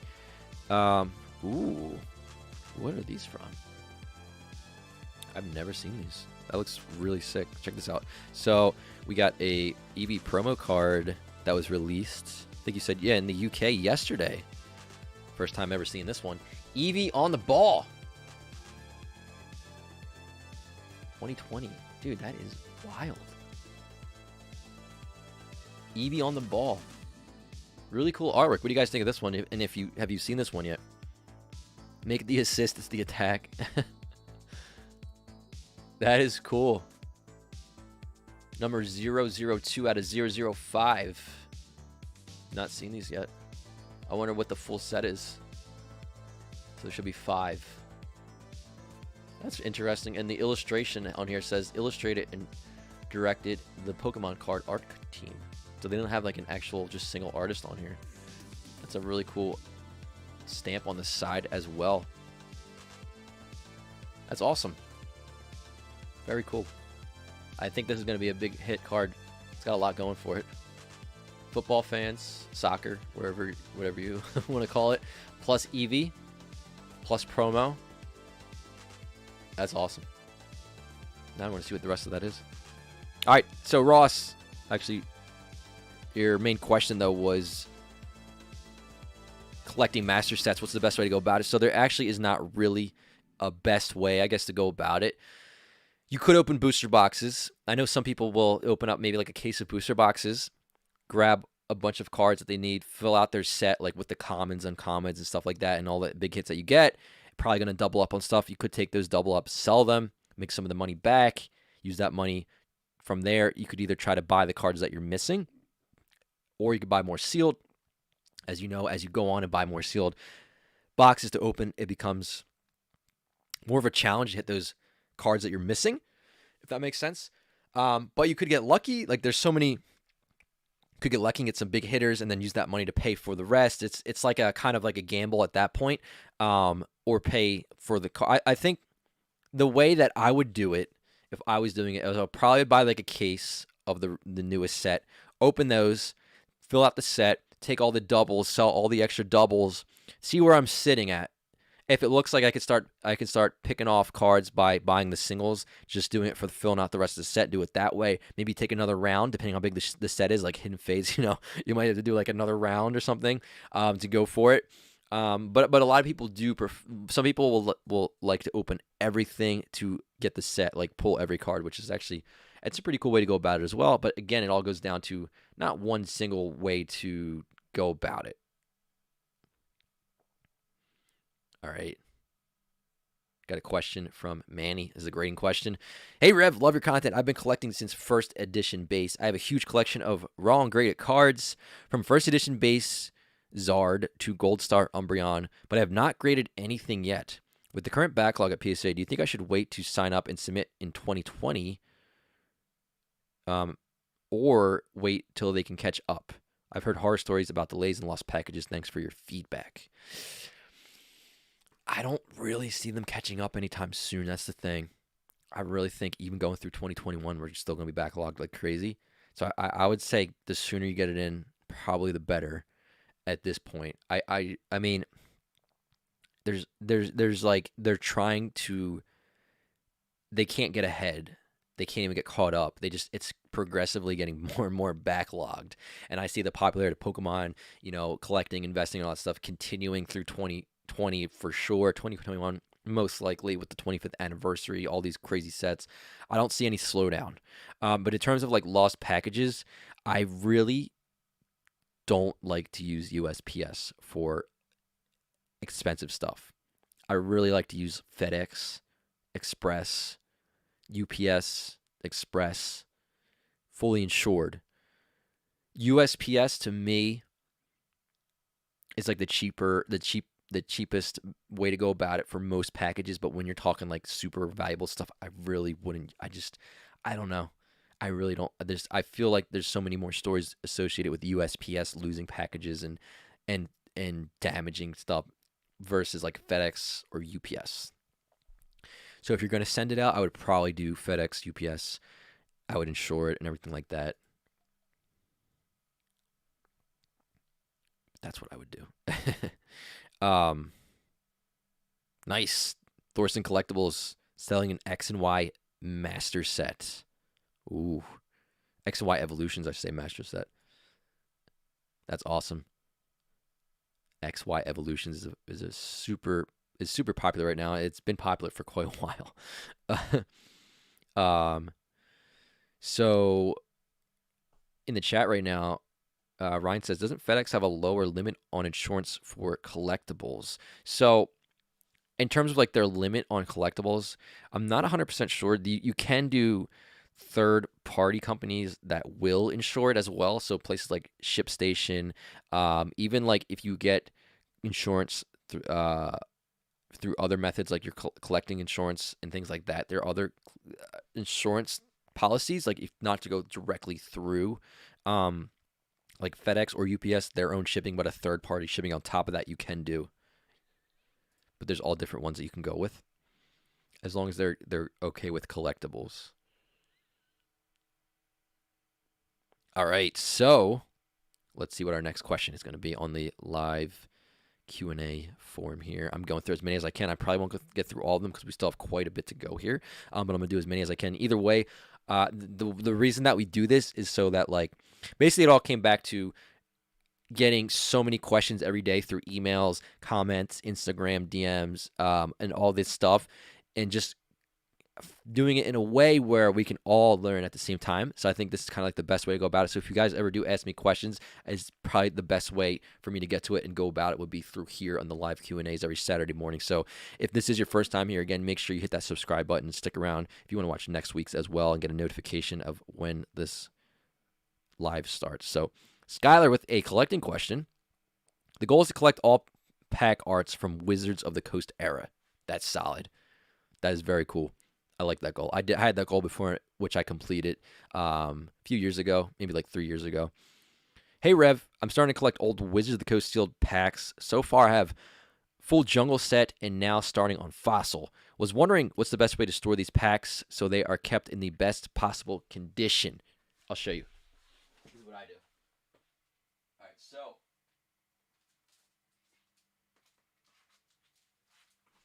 I'll show you exactly what I do. Okay. Here's what I do. This is what I do when I store packs, when I purchase packs, when I sell packs, whatever. First of all, I get the Ultra Pro top loaders. Okay. Ultra Pro. Here's the top loaders so you can see them. Got to figure this camera out. There we go. All right. Ultra Pro top loaders. I grab one of these. Then I grab team bags. All right. You can use any brand. I just have these ones. These are what I've been using if anybody's interested. Right here. I feel like they sold out a while ago, but they might be back in stock. Grab these. Grab one of these.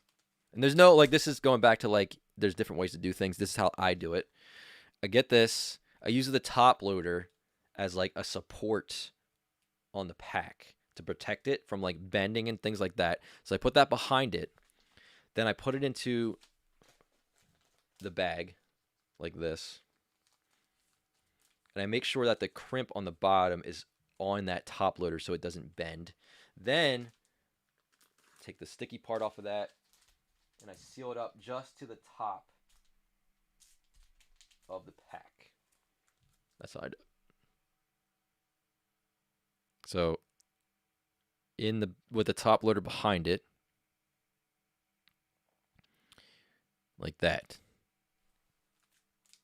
And then that's the team bag, and you can just fold it down.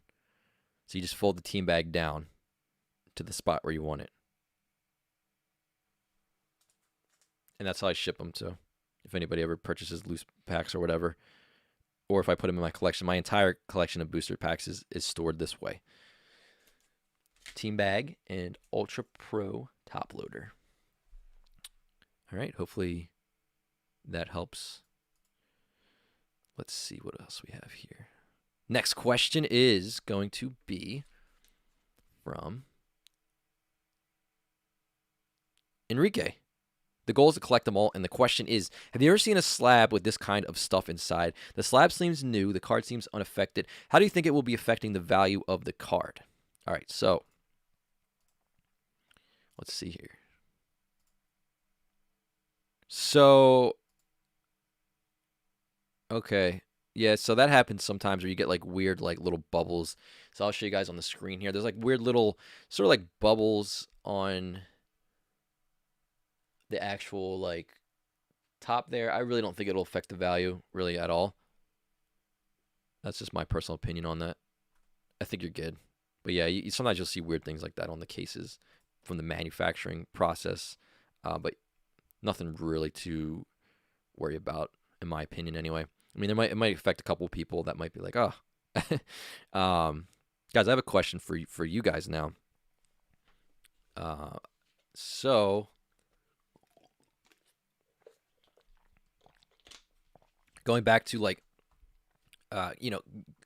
changing the content up and growing the channel and everything like that, and just kind of trying to help you guys out the best way that I can with these live type of streams or show or whatever you want to call it. Really, I want to know if you guys would like me to put this through an audio only version after these streams are over, that you can catch on like sort of like a podcast style recap where it will really be its own video. So let me know if you'd be into that. So wherever you guys normally watch, or not watch, listen to podcasts, so through maybe like Spotify, iTunes, put a hashtag yes into the live chat right now. Let me know if you guys prefer, just because you could put it on in the background rather than having it on video or when you're driving or anything like that. Put your headphones in, sit back, and it'll be through more of like a audio only podcast style. Let me know. Just put a hashtag yes. So King Turk, that is one thing. Audio, since it is a lot of visual, one of the things I mentioned earlier would be that taking out some of the things where you guys submit cards for us to look at in terms of like grading. So making it so you can listen to everything as well, and still get not the full picture, but a lot of the picture.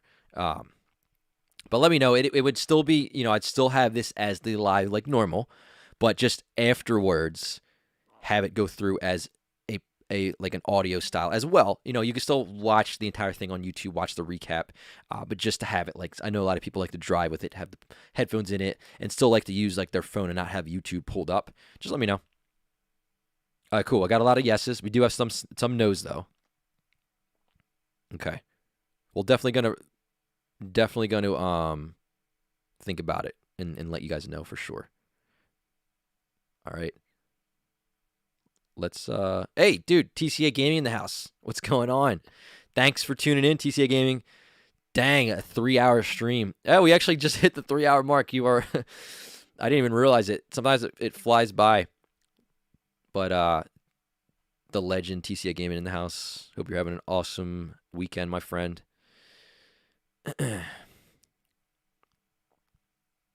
But yeah. So and that the TCA Gaming's go-to guy right there for grading and stuff. Like, every time you guys ask for the grading service, think TCA Gaming too, because he is definitely got that going. All right, we have a super chat from Ardenin. Yes, Ardenin. Booster pack collectors / Rev, have you seen this?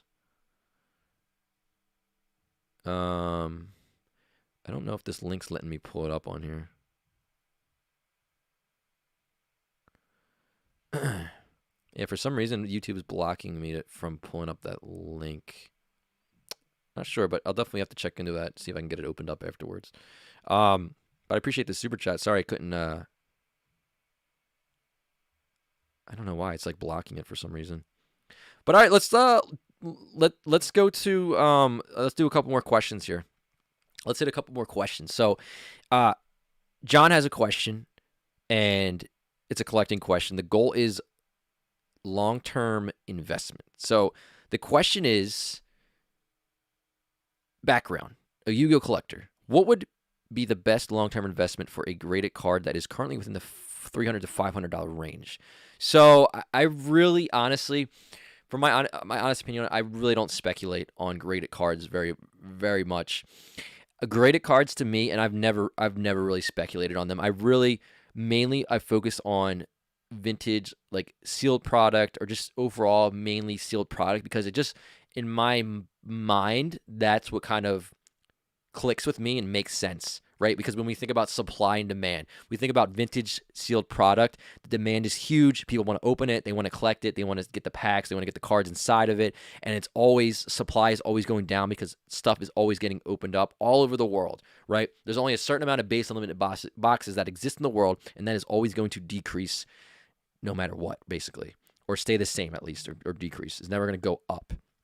For graded cards, I can't speculate on them because I just can't figure it out in my mind. Because with PSA cards, the demand, it's been going up, but then the supply is what gets me. It's like, you can still, with PSA cards, you can continuously can be graded, can come out of collections, and can continuously increase the population on them. That doesn't mean availability is going to be there on eBay. Same thing with sealed product, but with graded cards, I don't know. Like, I really don't speculate on them, and I don't really put it out there as something what I would personally buy to invest in that range. So if you guys in the chat have, your opinions on it, let me know. But I've seen so many different things with graded cards, up, down, up, down, up, down, up, little down, a little, really up. That, like, it just, for me, I just, I don't know. So I don't really put my opinion out on something like that, because I personally don't really have, honestly, like a set opinion on some cards that I would say to grab at that range. So, I mean, just in general, though, I think PSA 9s, specifically first edition PSA 9 Wizards of the Coast Hollows, are probably due for another increase. So I could see those starting to really shoot up, because a lot of people are going for full 9 sets, and it just continues. You continuously see that happening. So just like as a broad thing, maybe like PSA 9 first edition Wizards of the Coast Hollows, but like once we get into like first edition Hollow 10s for Wizards of the Coast, you know, it's just tough to figure that out, and it's really just speculating. So, let's see what else we got here.